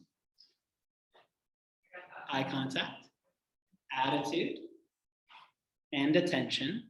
Technically, it's 2 A's. C is for counting, and H is for hands. So I tell the parents the full exercise is that you check in, you drop off your bags, and you go to the beach. So check in is that the parents are like, pause, check in, and I'll ask my 20-month-old can do this. I'll call across the room to Finley, and I'll be like, hey, Finley, check in, and he's like, right? He's 22 months old, got a fire engine red hair, he looks like a freaking Skittle, and I'm like, because he's got mirror neurons, right? But you check in. For the parents, it's intentionally going, I need you to drop for a second what is freaking you the full out. Those two parents this morning are embarrassed as hell. There's so much shame and so much fear and so much anxiety that I'm like, look, check in. Let it go for just a second. Count, and then decide if you need to pick that stuff back up and walk back into the clinic, walk back into the school with it. So the full beach is check in for a second, drop off some bags, whatever baggage you're carrying, and then beach. And if you can do the breathing, eye contact, and if somebody looks away, we start over and I go through a whole process like that. Cool? Second question? Kind of tying back into the Nachi's question. What do you ever notice that patient, pediatric patient is coming in with ADHD, autism, something along that nature. And you realize that part of the problem is that their parent has undiagnosed ADHD. Yeah, autism, for sure. And it's like 'Cause this they learned it's- never-ending loop. Yeah. Where they're just going in a circle. That's super common. Yeah. And here's the thing for me, this is where I'll give you a little bit of an insight that I haven't seen anywhere in the literature. There is a really good book about autism through movement. Like I think there's a massive piece tied to the vestibular system and a lot of the other pieces that don't get integrated fully. But in all the time that I've worked with a lot of people on the spectrum, here's one thing that you can guarantee. The misunderstanding about an autistic person not having relational or social emotional skill, completely wrong, okay? Autism is not an absence, like high functioning, it used to be called Asperger's. High functioning autistics are not devoid of emotional integrity, right? Somebody who's a non-speaking, non-verbal autistic is not just all energy and no intellect. I've got a 28-year-old right now that's working with me that's non-speaking, very intense, uses his own left hand as a soothing mechanism. So it looks like he's put his left hand into a garbage disposal, but he's been chewing on it for 18 years. The entire thing is deformed, right? Because before he came to me, he'll bite and he'll slam the left hand that he's chewing with his right hand while he's doing it, because he's got such a strong sensory processing disorder that imagine the worst itch you've ever had in your entire life in the last 18 years. That's what this kid is working through on his left hand. He's 28, he's not a kid. But he is the most articulate person I've met in probably the last 10 years. The dude is banana smart, but he can't talk. And everybody looks at him and presumes he's incompetent, he's a wild animal. His blogs and his writing are fantastic. Why I say that, Asperger's doesn't mean you're devoid of emotional, and non-speaking, aggressive, self-harming autistic doesn't mean that you're devoid of intellect. But there is one thing for sure that it's a guarantee with 100% of people that I've worked with that are on the spectrum, which also translates to the parents. Not a single person that I've met who's on the spectrum has a good body map. They don't have body-based awareness. They don't have fine motor control. And because they don't have fine motor control, the cerebellum that also controls articulation of speech, fine motor components, muscle tone, and also finesse of thought and clarity of emotional processing. Y'all, your cerebellum is super involved. And not a single person that I've ever worked with who's got anything on the spectrum has a good somatic map and a very clear relationship with their cerebellum in most situations. So when I'm teaching kids body-based exercises, especially vestibular exercises or finger exercises, right, like this, right, like that. I can show it to you guys later. It's practice, okay? If I'm starting to do finger exercises because the kid is nonverbal, you do finger exercises, you're doing speech therapy, because no kid learns to speak until they've learned the dexterity of doing a pincer response. So instead of shoving them through speech therapy, work with their fingers. It'll turn the part of the brain on with speech way faster. But the number one thing that I do is if I show the kids balance exercises, somatic exercises, or finesse-based fine motor exercises, the parents are always in the room with me in the session, and I have the parents do it with me. So I actually get to treat both of them at the same time, but the parents don't realize it. The parents don't know it. It's a lot of subterfuge. 70% of what I do with kids that I see is actually reparenting, but the parents don't know that, right? Banacha, you had a question, brother? Thank you for those questions. It depends, man. The number one thing that will make me step in and start treating a parent is if the parent is inhibiting the kid's progress. If the parent's not inhibiting the progress, I don't always bring the parent in. If the parent is very catalytic and helpful for making the progress happen faster, I'll actually invite them in intentionally and let them know that. But the they're inhibiting progress. tactfully, yeah. Mhm. And one of the ways that I say that is a phrase that I use is, hey, our kids are a nice even blend of each of us as parents and a unique expression of themselves. It's a safe way of me saying, y'all's kids learned this from somebody, right? So mom is there and she's like, he just won't stop cleaning. It's like all day he's just OCD about it. It's like everything's got to be in a place. And I just went, does anyone else in the house model that behavior? And she went, so can I ask you another question? I'm like, yeah, man, sometimes you just got to make people aware. It's like when you're working in the gym, if your form is terrible, sometimes you just need somebody to tell you it's probably a lot easier if you maybe just lean back just a bit. And I see both of you guys. I'm going to get you first and then you, okay? Yeah. Yes, sir. Go ahead. So how do you transition? Or do you only see like one patient for X amount of time? And transition? Yeah, it's a good question. So for transitioning, hey, Becca's still with us. Thanks, Becca. Everybody else left. They got bored. Or they got to take a nap because it feels like some of these people are overseas. Hi, Becca. Thanks for being here. Turn her video on a wave. Good to see you. Whoever knows Becca, she seems very sweet. So, what's that? Yeah, it's good. You can read body language real quick. You're awesome. Nice to meet you. Okay.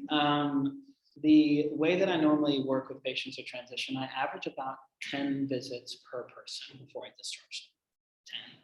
That's for, and one of the things that I do is I do a mild, moderate, severe, and extreme rating. The day of discovery is 3 hours. It's an hour for case history, an hour for exam, and then an hour for an actual training session. We call them training sessions rather than treatment because we're personal trainers for the brain. And after that 3 hours, I tend to do anywhere from 5, 15, 30, or 60 sessions. Have a great night, brother. Thank you. Thanks for being here. So what I do with the mild, moderate, severe, and extreme is if I'm doing 5, 15, 30, or 60 sessions, my thought process on that is how many sessions is it going to take for me to train you on what you need to be able to keep going in the direction that you're going long term without me in the car with you. I'm not with you in the journey. So a lot of people actually, most of the time, are actually 5 to 10 visit kind of people because what they're dealing with, they just need a little bit of a reorientation. But also to give you a comparison with that, I have 22 intensives that are available during the year from a calendarized standpoint. And an intensive, I have 11 intensive weeks, and in the intensive, I can take 2 patients because I'll see them for 15 to 20 hours. So when I see that person for 15 to 20 hours, about half of those people only do 1 intensive. About 25% of those people will do 2, and about 25% of those will do 3 or more. And then I'm doing an intensive every 6 months or every year, depending on their need. But because I have the wait list and because take care of it. Good luck with the next 100 adjustments, man. So the biggest thing that I would say in that is I'm constantly trying to get people out of the office because I'm trying to increase their agency and their autonomy. So if I automatically tell somebody you're a mild, moderate, severe, extreme, then I know if they're 10, kind of 20 to 30, 30 to 60 and beyond. And it really helps people to orient to the expectation of how much they're going to need to be with me. And a lot of the transition is either connecting them to providers that are going to work with me on their case, like a soft tissue, myofascial, a therapist, a PT that's going to spend more time, because I don't like charging people $500 an hour to teach them how to do balance, to teach them how to do basic PT, like strength and conditioning. I'll show them how to do a lot of vestibular work, but strength and conditioning, they can get 4 sessions for everyone with me, so I tend to collaborate a lot. But the short answer is 10. It's about 8 to 10 sessions per person, unless they're an intensive. And most intensives are between 1 to 2, with the exception of some being 3 or 4. Cool. And you had a question. Yes. I'm not like with parents, we don't have them the same industry kid. How do you make sure they're doing what you're showing them? Yeah. They're not in the room seeing what you're doing. It's a great question. So Becca, the question was, if people are, if the parents are not in the room, or even if they are in the room, how do you kind of work through at-home compliance and somebody doing the at-home exercises? I will tell you guys, even with people who have waited 5 months to come in and see me, they spent a lot of money, right? And they are really committed.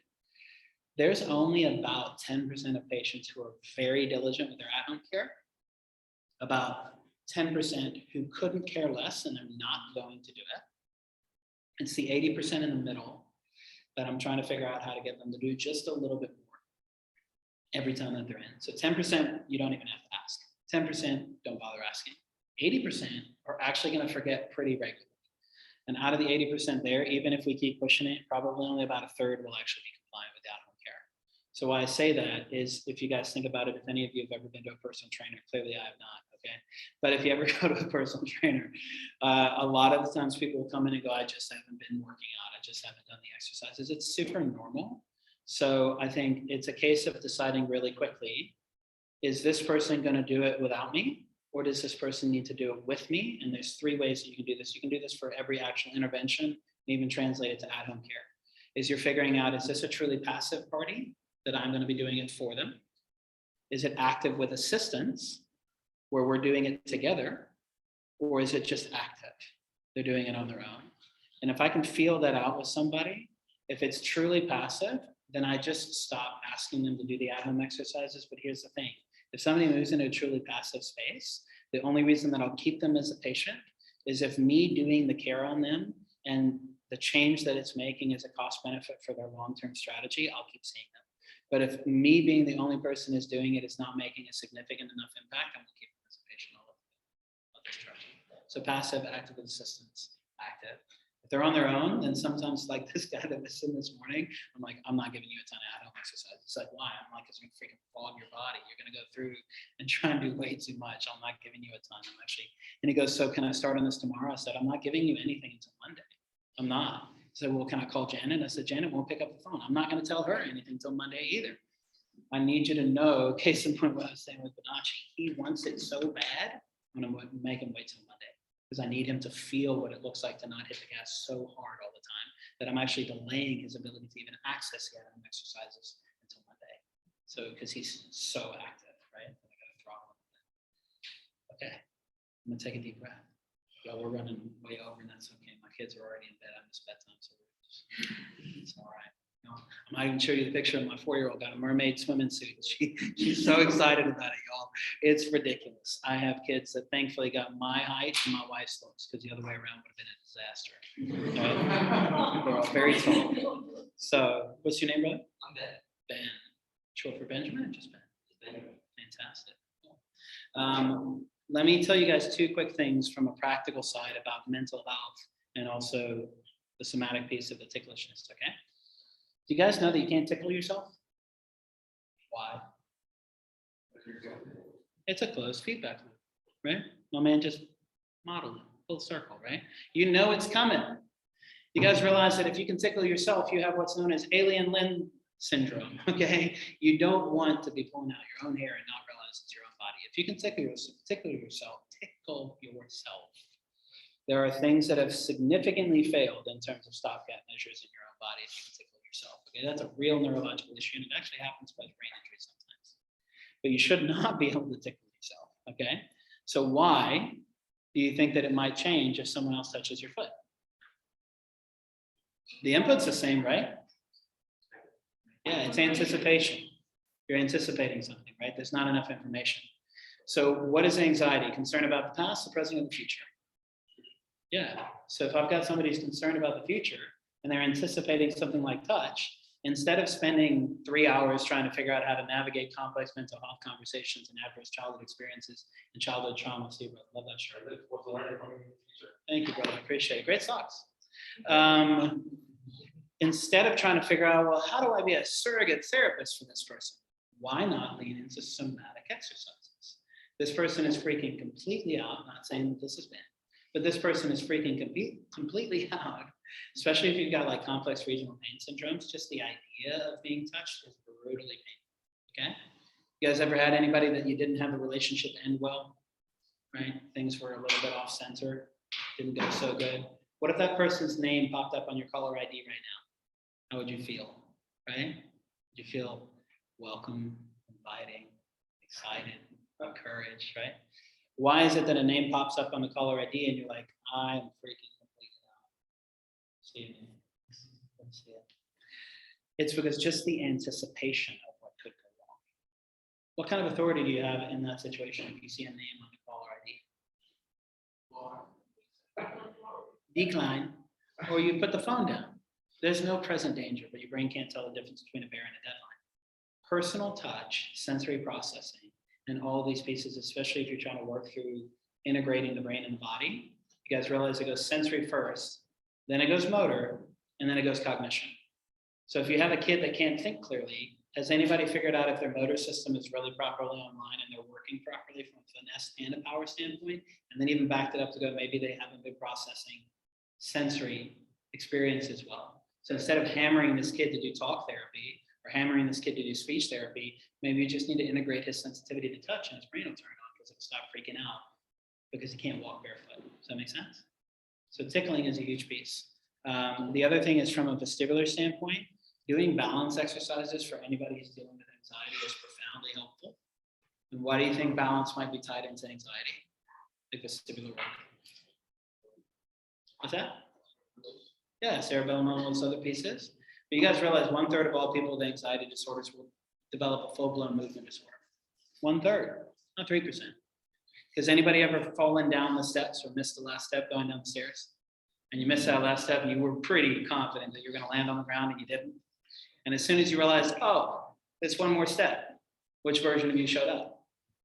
You're like freaking completely out. So if you don't feel stable, my guy that was in there today, the 50-year-old, he got on a balance pad. I did a basic positional test with him. And just even in neutral, he couldn't stay on the pad. He nearly ate it, just in neutral, closing his eyes. So how much do you think he's wasting fuel all day when he's that unstable, right? So I don't need to give him more fuel. I need to plug the hole in his gas tank called instability. Because if he's not steady, he's going to feel anxious all the time, right? So it's not a problem with him processing his anxiety. It's a problem that he's hypersensitive to touch and his balance is completely sideways. And by the time he gets to make a decision, he's out of focus. Does that make sense? So balance and somatic work will free up cognition tremendously. And you'll also see people when you do touch, they get super emotional, right? So if you get tickled, do you get angry, upset, hysterical? Like which version of you shows up? Should we just do it and I'll make it happen? Yeah. Okay, cool. It varies, right? But if you see somebody get tickled, sometimes they get angry. Sometimes they get emotional. Sometimes they get scared. It's a really, really limbic thing, okay?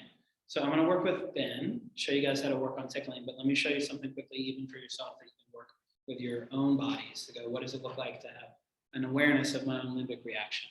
Okay, you ready? If you got something in your hand, put it down. We're gonna land the plane real quick. Thanks for sticking with us, Becca. I appreciate it, okay? If you guys have seen this before, don't give it away. Put your hands together, okay? Pray that I end soon because we're going over, right? Drop your hands in together, right? And just check in quick. Is your left thumb on top or your right thumb on top? Okay? Everybody has 10 fingers, right? Okay. So whatever thumb is on top, that is just your familiar way of going, right? That's how much should you have to think about just going, oh, that's where my hands go, right? Just second nature. Put your hands together and switch. Put the other hand on top. What else? Come on, throw it out. What do you feel? Uncomfortable, weird. It doesn't feel right. Okay. Now watch. Some of y'all already hit the eject button. You didn't even hold on. Okay. Go back to your familiar position.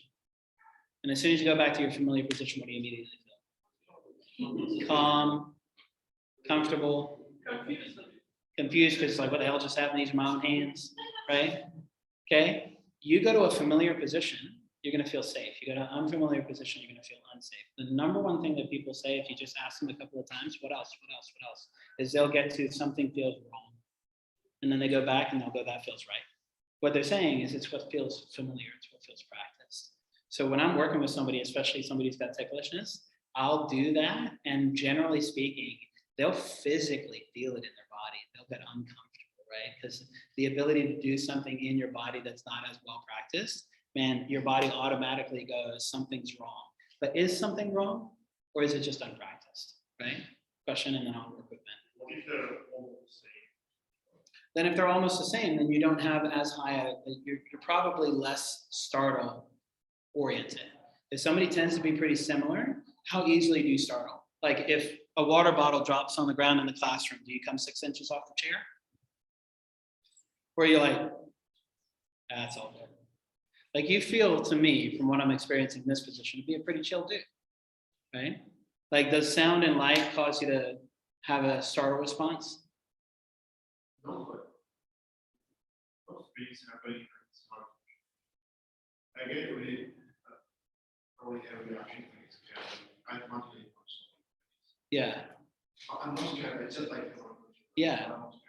So in that situation, when you don't see, brother, thanks, Sebastian, when you do this, it generally gives you a really good indication of how quickly you can access emotion and how easily startled you are. But it depends on the context of it. But most of the time, if I do that exercise with somebody, it could also be one of the other factors is that you're not as aware of your own emotion and your own body map. So your brain just doesn't bring it into the conversation because it's not something that you have a regular conversation with. Then I would say, how often are you having conversations where you're accessing emotion intentionally on purpose? If it doesn't happen very often, then your ability to recognize the difference is a little bit muted. It's either that it's not an issue for you or you're not aware of the difference in it, and that's a different body map component. Cool. All right, so let me show you this, Ben. Can you come on up? All right. Yeah. Y'all are troopers for sticking with me. I appreciate it. I'm just kind of going way over today. Thanks for sticking with us, Becca. Okay. Stay with me. Yeah.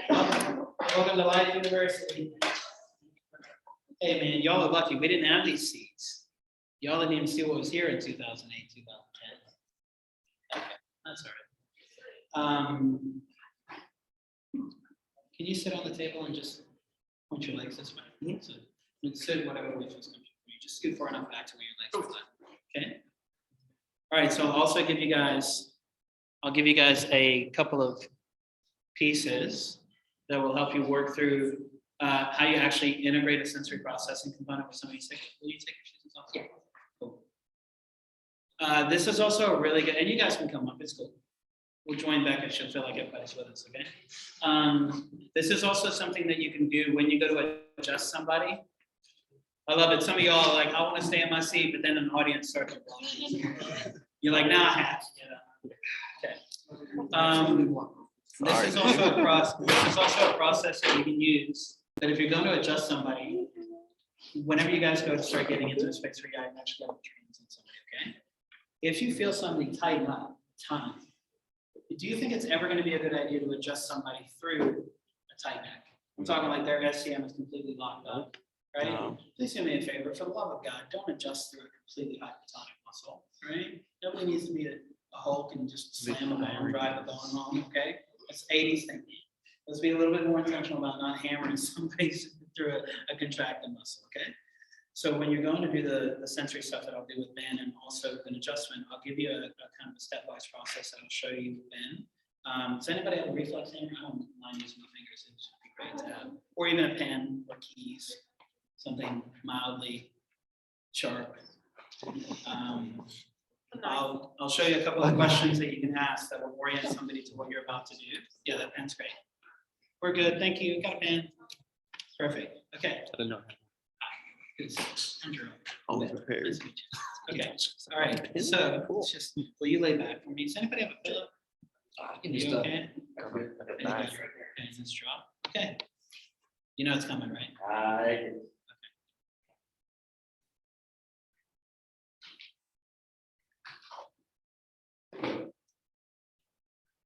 I like how strong you're working to keep it out. It's still showing up a bit. Okay. So what do you guys see that lets you know? Because he's actually not having a massive. Will you actually drop down on the floor for me, brother? Because I think the fact that your legs are hanging off is inhibiting it. Oh, just not. Works. I don't know how many people have said that to you today, but you're right. Smooth the table. Okay. So thank you for repositioning the camera. All right, close your eyes for me.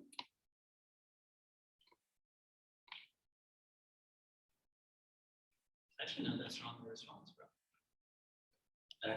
I am usually very ticklish, like on my stomach, like during this classes, it like I like tense on this. Do you mind letting me show? Awesome. All right. Okay, so what do you guys see that's happening in the stomach? Twitching. It's contracting, but there's also something that's really subtle that's really important. Okay, so It's making waves. yeah, it's rippling, it's fasciculating, it's like a tremor. Okay, now also bear in mind, like we're talking about with mental health being considered compassion, holding space for people. If I keep doing this, even if Ben is like, I'm engaged, I'm willing to do it, what do you think I'm probably going to wind up with something system? Yeah. Yeah, it'll be one of those things where eventually you're going to exceed this threshold, right? So I'm not here to wear you out, but at the same time, you can see that it's there, right? And then you can go, okay, is it different on the left versus it is on the right? Now, also, don't forget, you've got a normal abdominal reflex. So, but one of the things, how many of you guys are looking here? Okay, when I'm doing this, I'm looking here, okay? I'm actually not looking at the stomach. I'm looking at this line, I'm looking at this line on the shorts, and I'm letting my peripheral vision pick everything else up, okay? Because what's the other thing that none of you guys have mentioned so far that's happening? Leg switch. The leg switch, but we already saw the legs, right? His face went absolutely bananas, right? What happened to your face? I know, you're like, I'm not even really here, I'm just trying to think. What did you see in the face? Yeah. So here's another rule of thumb for you. If you can't control your face, your breathing, or your hands, you are not in the driver's seat as a human being, right? I'll actually make patients go through the process of making them, and then they gotta go,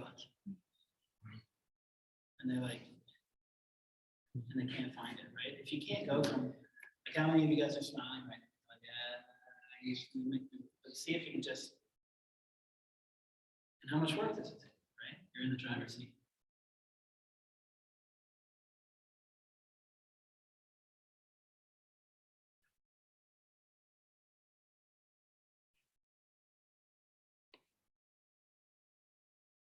Actually integrates into a pretty good abdominal reflex.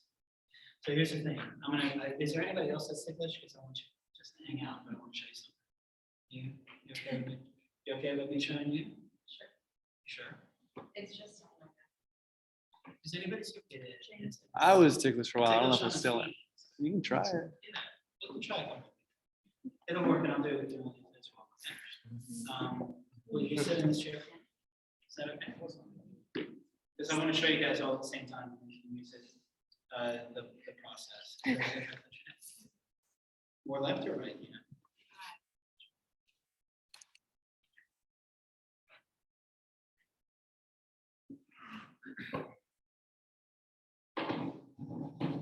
And this is the other thing, guys. You'll see something completely change based on the texture. What's happening? You guys might think chiropractic. You think you're more pathological than you are. Actually, not so bad. I can turn it off when I know that it's not like Significant. So case in point, you can't tickle yourself, but if you can gate it, this is also one of the things when you look at it from a clinical application standpoint. Is if somebody is hypersensitive, like what we were seeing with men, if somebody can gate it, then you know they've got a cortical integration that allows them to actually put somebody in the driver's seat. That's somebody who's got more that you could probably give them cortical exercises. Could you say though, with her being able to turn it off, maybe some people do naturally, but she's trying to make an effort because she had a lot of extra eye movement. So it's still draining for her. 100%, and that's the thing. Then you want to see if it fatigues. How long can somebody do it for? Because when I'm measuring these sort of things, I'm saying, can somebody change it at all? Because when we're talking about functional neurology and neuroplasticity, you have to see if you can actually make a functional change in real time. I'm also seeing how significant is the reaction and how much can they gate it without me giving them any feedback, and how much can they completely shut it down. So it's just, is there a driver available, and how long can that driver stay present? That's a great question. I'll check again.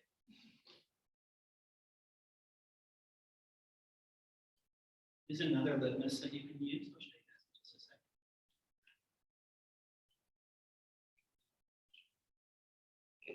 Yeah, will you close your eyes? So I'm also looking, will you close your eyes for a second?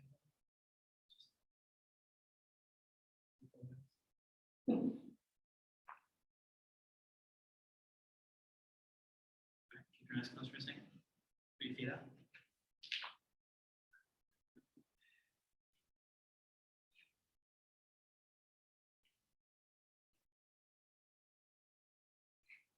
Okay, so you guys can see a difference there.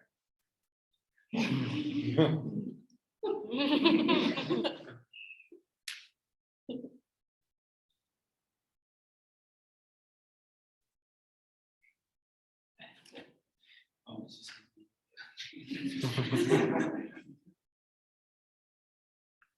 Okay, so you get a little retraction of the jaw. The biggest thing that I'm looking for there is if you have a blepharoid spasm, the eyes start to flutter. Okay. One of the things you can tell when people get properly limbic is their eyes will flutter a lot. You guys actually have some degree of control of your eyes pretty well. Your right leg is having a fit. Your right leg is having a fit. Okay. So let me show you guys a technique that you can do on, because we hear about cortical distraction all the time. When we're talking about working with somebody who might have hypersensitivity to touch, and we're trying to figure out how to do it without exceeding threshold. You can use this exact same process when you're giving somebody an adjustment. I'll say it a couple of times, okay? It's permission, consent, participation, and then engagement, okay? So for instance, if I walk through it and you can gauge, and what I want you to do to your point, is it? To your point about how much effort do I want somebody to spend, is I want you to try not to block it after you've asked the questions or answered the questions, okay? So you guys will hear it coming. So we'll just use this as an example again, just to check. You just see what's the difference between just this foot, right? Okay, and then we'll come back to it. So you guys can all hear the questions. Would somebody just volunteer to do it with these two quick, and I'll do it with you? Sorry, I put you right here. Okay, and we'll just fingernails on the right foot, okay? Don't touch it, just hit. Yeah, put on the right foot. Sorry, right and left, right. Okay, so bring the hands back just so they can see the putting the clothes without the anticipation, right? So just put your hand on your knee for a second. And you guys just repeat what I said, okay? Permission to touch your neck. Yes. Okay. All right, now we're going to do graphesthesia, which means we're going to draw numbers. Just draw 0, 1, 2, 3, okay? How many numbers can I, or I'm going to rephrase that. I'm going to tickle you. You guys are going to get your feet tickled. And here's the thing. Permission is to touch, okay? Consent is, what are we consenting to? Can I touch your right foot? Can I touch the left side of your neck? So can I touch you? Where can I touch you? Participation is how long can I touch you for? Okay? So and each of you need to answer relative to what feels right for you. Okay? So can I touch your neck? Or so I'm sorry, can I touch you? Can I touch the left side of your neck? How long would you like me to touch you? What feels comfortable for you? Yeah, so between 0 and 10, what number feels good for you? How many seconds? Okay, cool. And then you guys will do this in just a second, okay? So I have permission to touch the, I have permission to touch the left side of the neck, which he said 10 seconds. So I have permission, consent, and participation. But then Carissa decides when I engage, okay? So pick what I'm doing, where I'm doing it, for how long I'm doing it for, and then she decides to start. Now here's the thing, I want you to count to 10, okay? So I won't start until you say start, and then when you say 10, I'll immediately stop. Cool. Okay.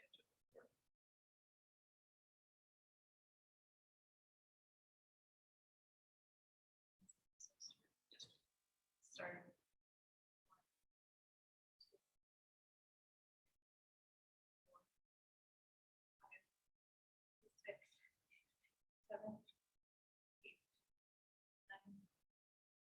Okay. So 10's long, right? Yeah. You gotta gauge it. That's why I was like, but here's the thing. I'm not saying no to 10. Because I need Carissa to understand 10's a lot. 10's a lot to commit to. But also when you started to get to 5, 6, and I started coming over to the front of the SCM scaling, what did you do for face? Tighten up. Right, tighten up, okay. So again, can I touch you? Left side of your neck. How long? Right. Now what I want you to do is when you're counting, what was the tone and volume of what you're doing? Confident, fearful, little timid, right? If you speak a little clearer and a little louder, but then you don't want to look at back on the screen, you know, back are good people. Right, okay. Becca's great, okay. So I want you to make eye contact with Becca, and I want you to say it as if you're saying it loud enough to where she can hear, okay? Cool. Can I touch your neck? Left side. For how long? 7. Okay. Will you tell me when to start? Start.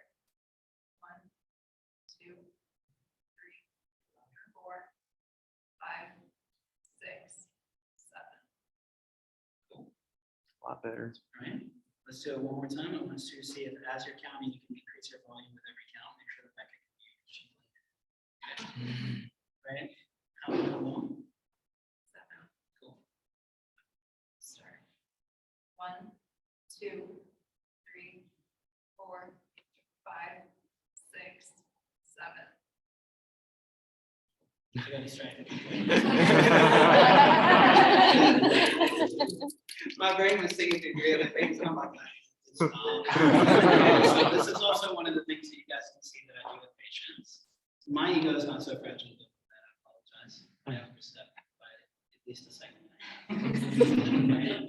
Because what patients want to know is that you're not so egotistical as to not admit that you didn't stay within the, because trust is the whole piece of this. If somebody's going to allow you to adjust them, I've been put in the hospital with 5 adjustments.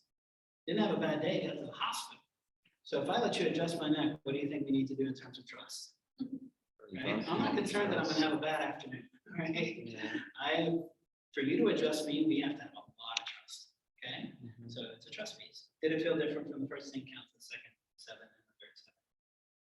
And what felt different about It was a little less intense. I was focused on that, and I wasn't making sure. it? So just a little bit of an intensity. All we're trying to do is if we have that much sensitivity, what happens if I've got right now I've got a 61-year-old female who has a history of being choked, that I want to be repositioning maneuvers on her, but she can't have her neck touched. So while I'm doing graphesthesia on her, I ask her to choose the letters, and then she narrates if I touch an A, if I touch an F, and then all of a sudden her entire platysma unlocks. She can swallow and her hyaloids unlock. She doesn't need all the fascial soft tissue work. She needs the ability to not be so clenched around her throat, right? And then I can do the repositioning maneuver because I did graphesthesia, but I went participation consent or permission participation consent and engagement, and I have her there. Yeah. Okay, so we'll have you do it with Ben quick. So the same thing is, can I touch you? Can I touch your left foot? Sorry, can I touch your right foot? I just did it to you. Can I touch your right foot? Ben tells you how long. He says start. You touch and do the fingernails. He counts out loud, and then you stop as soon as he gets to that. Okay. But before you do it, just go ahead and tickle his foot. Big part of the part. There you go. All right. Now, that one's like, well, we didn't ask for that. So we're in a safe space. Right, so Ben, she's going to ask you the questions. You can try it with your eyes closed, but just know if your eyes are closed, it's going to be harder. Okay? Yeah, you can, but it depends on how hard you can. Okay. Again, case in point, you're always taking a gauge as to what somebody's safety or comfort level is. If Chris has just worked through that and her body's metabolizing how much she just worked on her neck, what do you think she wants to have to be standing over her shoulder? So being considerate and going, maybe it's going to cost her a little bit more fuel if I'm like, hey, Chris, how you doing? So I think the opportunity to ask and participate. I appreciate it. All right, so if you'll ask if you can touch. Is it okay if I touch you? Yes. Is it okay if I touch your right foot? Yes. Okay, how long is it okay? Do 4. 4 seconds, okay. You tell me when to start. Go ahead. 1, 2, 3, 4. Different. A little bit. Close your eyes. Go a little bit more intense, but pick the time. Okay. So, okay. Is it okay if I touch you? Yes. Is it okay if I touch your right foot? Yes. Okay, how long can I touch you? 5. Start. 1, 2, 3, 4, 5. Now here's one of the subtlety things that you guys can pick up. Is it okay if Go I ahead. challenge you on something? Sure. Okay. One of the things you're going to start to notice when you see reflex positions is the speed of movement is voluntary or involuntary. Okay, so one, what did Ben move? Which arm? And how fast? Okay, that particular speed is a voluntary movement versus an involuntary movement, the left arm, right? So at that speed, your leg, the biggest thing that we're looking at as well as from a biomarker standpoint, is at no point when we get the right leg any other time that your left arm recruit. It's the right thigh. So I'm benchmarking the difference between what is happening with your right thigh when she's doing that compared to the left arm. So part of that then moves me into, I think, is one of the things you're looking through when you're doing these things, is it gives me a different differential when the arm is coming out, that you're going, hey, I'm still working through this, some things, just make sure that you notice that I'm trying, right? That's cool. I'm not stressed about that. But then I need to know that when you guys are doing something, I'll give you an example quick. This is probably the most, and this isn't you being clear that I don't think you're delivering or begging it. I think you're just saying, hey, just let me know that that left arm's over there, okay? Because you're putting in work and you want us to know that you're putting in work, and I appreciate that, right? But this is one of the things that happened, I'll never forget it. We were doing a particular case with Dr. Carrick. And this one dude who came in was having drop attacks, right? And Carrick starts asking him questions. And the guy's like, yeah, this is everything that's happening. And then he sent the guy into the other room and he asked everybody in the room, what is not on him? What do you not see if he's having drop attacks? Every single person, some of the best doctors on the planet, nobody answered the question. What did you say? Bruises. Bruises. He didn't have any bruises. And Dr. Carrick was like, if you have drop attacks, you can't gash yourself, you can hurt yourself. So he's like, there's something happening with this, with the psychology of it, that the guy's under the impression that drop attacks are more intense than they are, but he's not actually having drop attacks. So he had to change the differential of the diagnosis, that it's not drop attacks, it's something else where the guy's going to feel like I'm unstable, unsafe. So he shifted the diagnosis from drop attacks to more of a focus piece on how this guy's interacting with his body, right? So I'm just saying that for you, that when that happens and your left arm starts coming out at that speed, then I'm going, why are you giving me that as an attention giver, right? And then it's a different dialogue to go through in terms of that. Does that make sense? Or I can even draw it and go, hey, that's something different. Are you aware that your left elbow is moving? Cool. So put your hands back on your lap for me. And then will you go through the process one more time? Is it okay if I touch you? Yes, Is it okay if I touch you right? yes, Okay, how long can I touch you? 6, Okay, you tell me when to start. 6. go ahead. 1, 2, 3, 4, 5, 6. Pretty control. So some of it might just be bringing your awareness to the arm, and we go there either. I'm just looking at it and going, based on where we did it the first time, am I seeing as much response from your body as we saw the first time?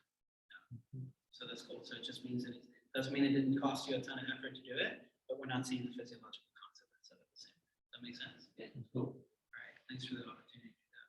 My brain's going, I'm just calling this dude out, and I feel real bad about it. I feel better about it like a week and a half from now. I'm not second guessing. All right, so if you guys want to try it, some of your name again? James. James, I feel good. Okay. Hey James, can I touch your foot? Sure. Is it okay if we touch your right foot? How long is it okay for me to touch your right foot?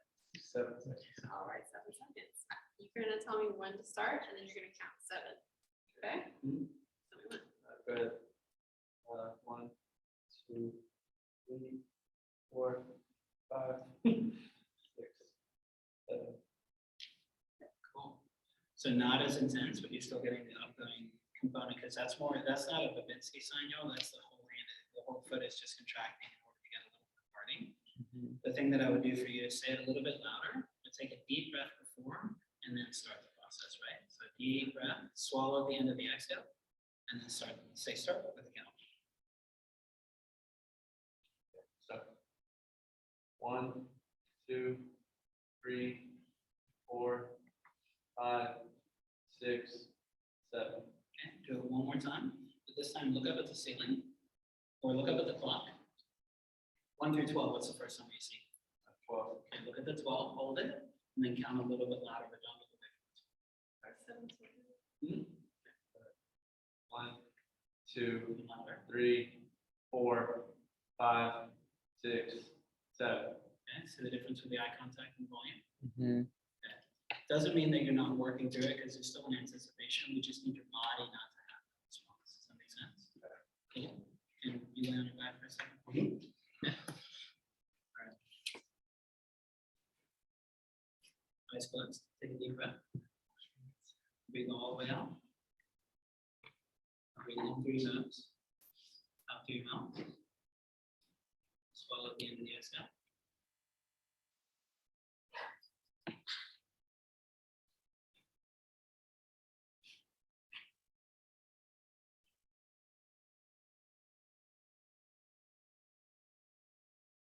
Deep breath.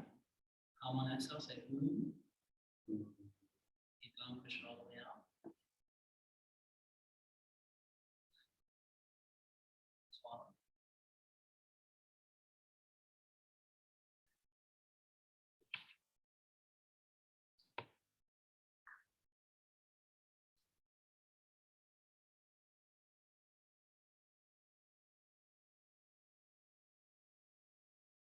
Deep breath. Exhale, hum.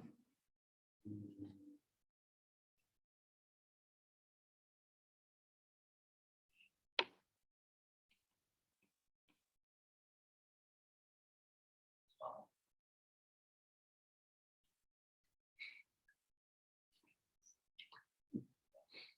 Okay. Seeing how much response is. Now what we're gonna do is I'm gonna do this one, okay? But you're gonna count to 5 as loud as you can. Okay, you ready? Yep. So I'm gonna start. Go ahead. 1, 2, 3, 4, 5. Okay. One more time, count to 5.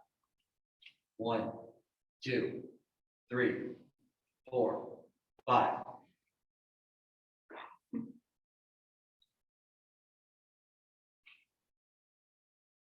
And you see how you're not getting there, so a little bit there, right? And now we're just seeing, especially, are you more likely to startle without the expectations of it in your eyes? Now you guys see what happened there with the eyes? Fluttering. Flutter, right? So then the question is it winding up a bit, or are we doing okay? Are we exceeding the threshold? Just check the stuff, right? And make sure you're doing okay. So one more time, I'm just gonna check your stomach, check your feet. Cool. Yeah, All right. Do I have permission to touch your stomach? you do. 6. What volume do you want to do that? Light, medium, heavy? Low, medium, or high? Medium. Know any other languages? Okay, that's okay. Can you count backwards from 6? Sure. Right, good spot on the scale. Tell me when to start. Backwards from 6. We need 1. Okay. Good. 6, 5, 4, 3, 2, 1. Close your eyes. And then I'm just seeing if the eyes set. Right? And then just checking Better. the intent. And here's a really cool example, and I appreciate you letting me use you as a volunteer, man, okay? Is in this situation, if you're checking for the reflex component of how quick the muscle pops up, a lot of what can happen in these situations is you don't want to misidentify what is an actual normal abdominal reflex. You usually just rather have a really strong abdominal reflex, that's normal, right? But it's when we end up touching in these spots, I want to see if you have a pop, like the reflex. If you see the movement happen almost simultaneously with the touch, that's a reflex. If it happens just a slight delay afterwards, it might not be that reflex. So just this is a really good example of that where you don't want to overdiagnose something or put something into the arena that's actually not problematic. Like with this level of touch that you have on your feet here, and here, it's actually really appropriate. So I want to be able to look at somebody and go, am I concerned about your hypersensitivity to touch? Is that something that I would focus on in the clinic in terms of everything else? That's actually pretty regular. The question is, I can use it as a benchmark to go, if that shoulder keeps contracting like that, that shudder that you just got, is that a fatigue component or is that something that we actually do? So, a couple of variables. Right on? Thanks so much. Y'all did that for me.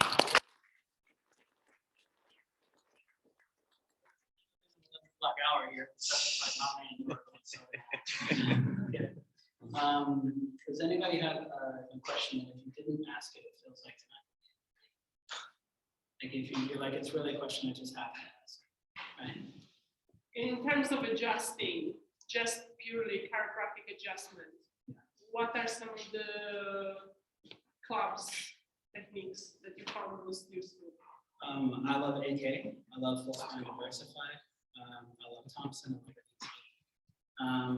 What's that? Yeah. NET and AK. Yeah. NET and AK. I think NET and AK work really well for energetic pieces, but for pure adjusting, I think most people think they're going to go into a very specific adjusting technique, and then 95% of people go into a full spine diversified. If you don't know how to move everything properly, I think I'm less concerned about extremities, especially if you're doing functional neurology. I think we've over-exaggerated metabolic capacity for people. I think people are way more stable than you think they are, so don't be afraid to adjust people. Almost everybody that comes into my office gets adjusted consistently. I adjust probably more than any other functional neurologist that I know. Right? So I go full spine diversified and then I love it. So how does the emotional component of your analysis education play into how and where to adjust? Yeah, so the biggest thing that I end up doing from the adjustment super high level is coming back to that idea of gas cruising rate. I'm trying to figure out, is it more important? Think of it like this is the way my brain goes. You got two horses up to a cart and you got the cart. You got the right hemisphere, the left hemisphere, and then everything brains. It's all good, no stress. Nobody jumped, everybody started responses are integrated. If you've got a right horse, your orientation, right horse and left horse, and then you've got the card. Right hemisphere, left hemisphere, and then the brainstem. Those are the three primary sections of the central nervous system. I'm looking at, do I need to hit the gas on the right side? Do I need to hit the brakes on the left side? Do I need to hit the gas on the left side? Do I need to slow both hemispheres down and really hit the gas on the part? Like, what's the orientation? If it's this a really underactive brainstem or really overactive brainstem, or is it underactive right hemisphere? I'm looking at all three. I don't do a hemisphere sleep.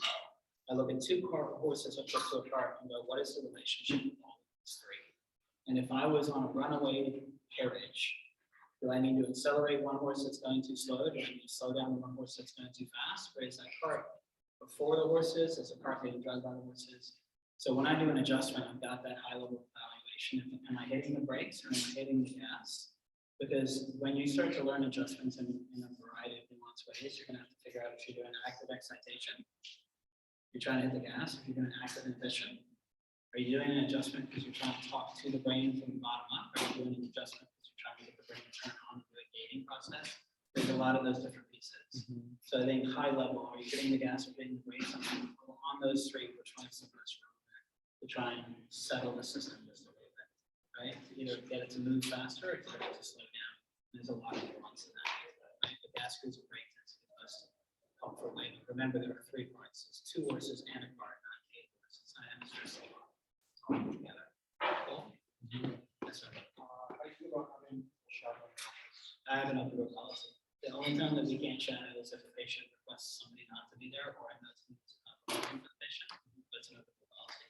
I don't say more than 2 people at a time, just want to be a more productive scholar, just because I don't have a niche facility. But the goal by next year is to have a different location that'll 10 to 15,000 square feet. Closer to life. Closer to life. No, closer down, because 70% of the people who are coming in are coming from out of state, so I'm still going to stay closer to your airport. Yeah. What's the experience like for being about shopping? Is it flat on the wall? Just look No, or it's engagement, yeah. So I won't have you put your hands on the patient, but I want you to participate. And I tell the patients that when people are observing that it's a teachable moment for everybody. So you can be a fly on the wall if that's what you like, but you can also have the permission to engage in what is appropriate. Cool. And if we got free time, Janet and Dr. Jerome. You can always. And Sophie's got all that. Yeah. So if you just DM us on Instagram. Cool. All right, Sean. That's the last thing that'll leave you with what I just said there. The way that I transition from a case history to an exam is I'll ask somebody if there was anything, is there anything that we haven't shared or discussed yet that would make this conversation feel incomplete? If somebody feels like they've shared everything with you, the version of them that goes into the exam is tremendously different. But if there's one thing that they still haven't shared that they just realized is relevant, I'll tell you. Is there anything we haven't discussed yet that would make this conversation feel complete? And then let them answer that. Cool. Y'all been great. Thank you for your patience.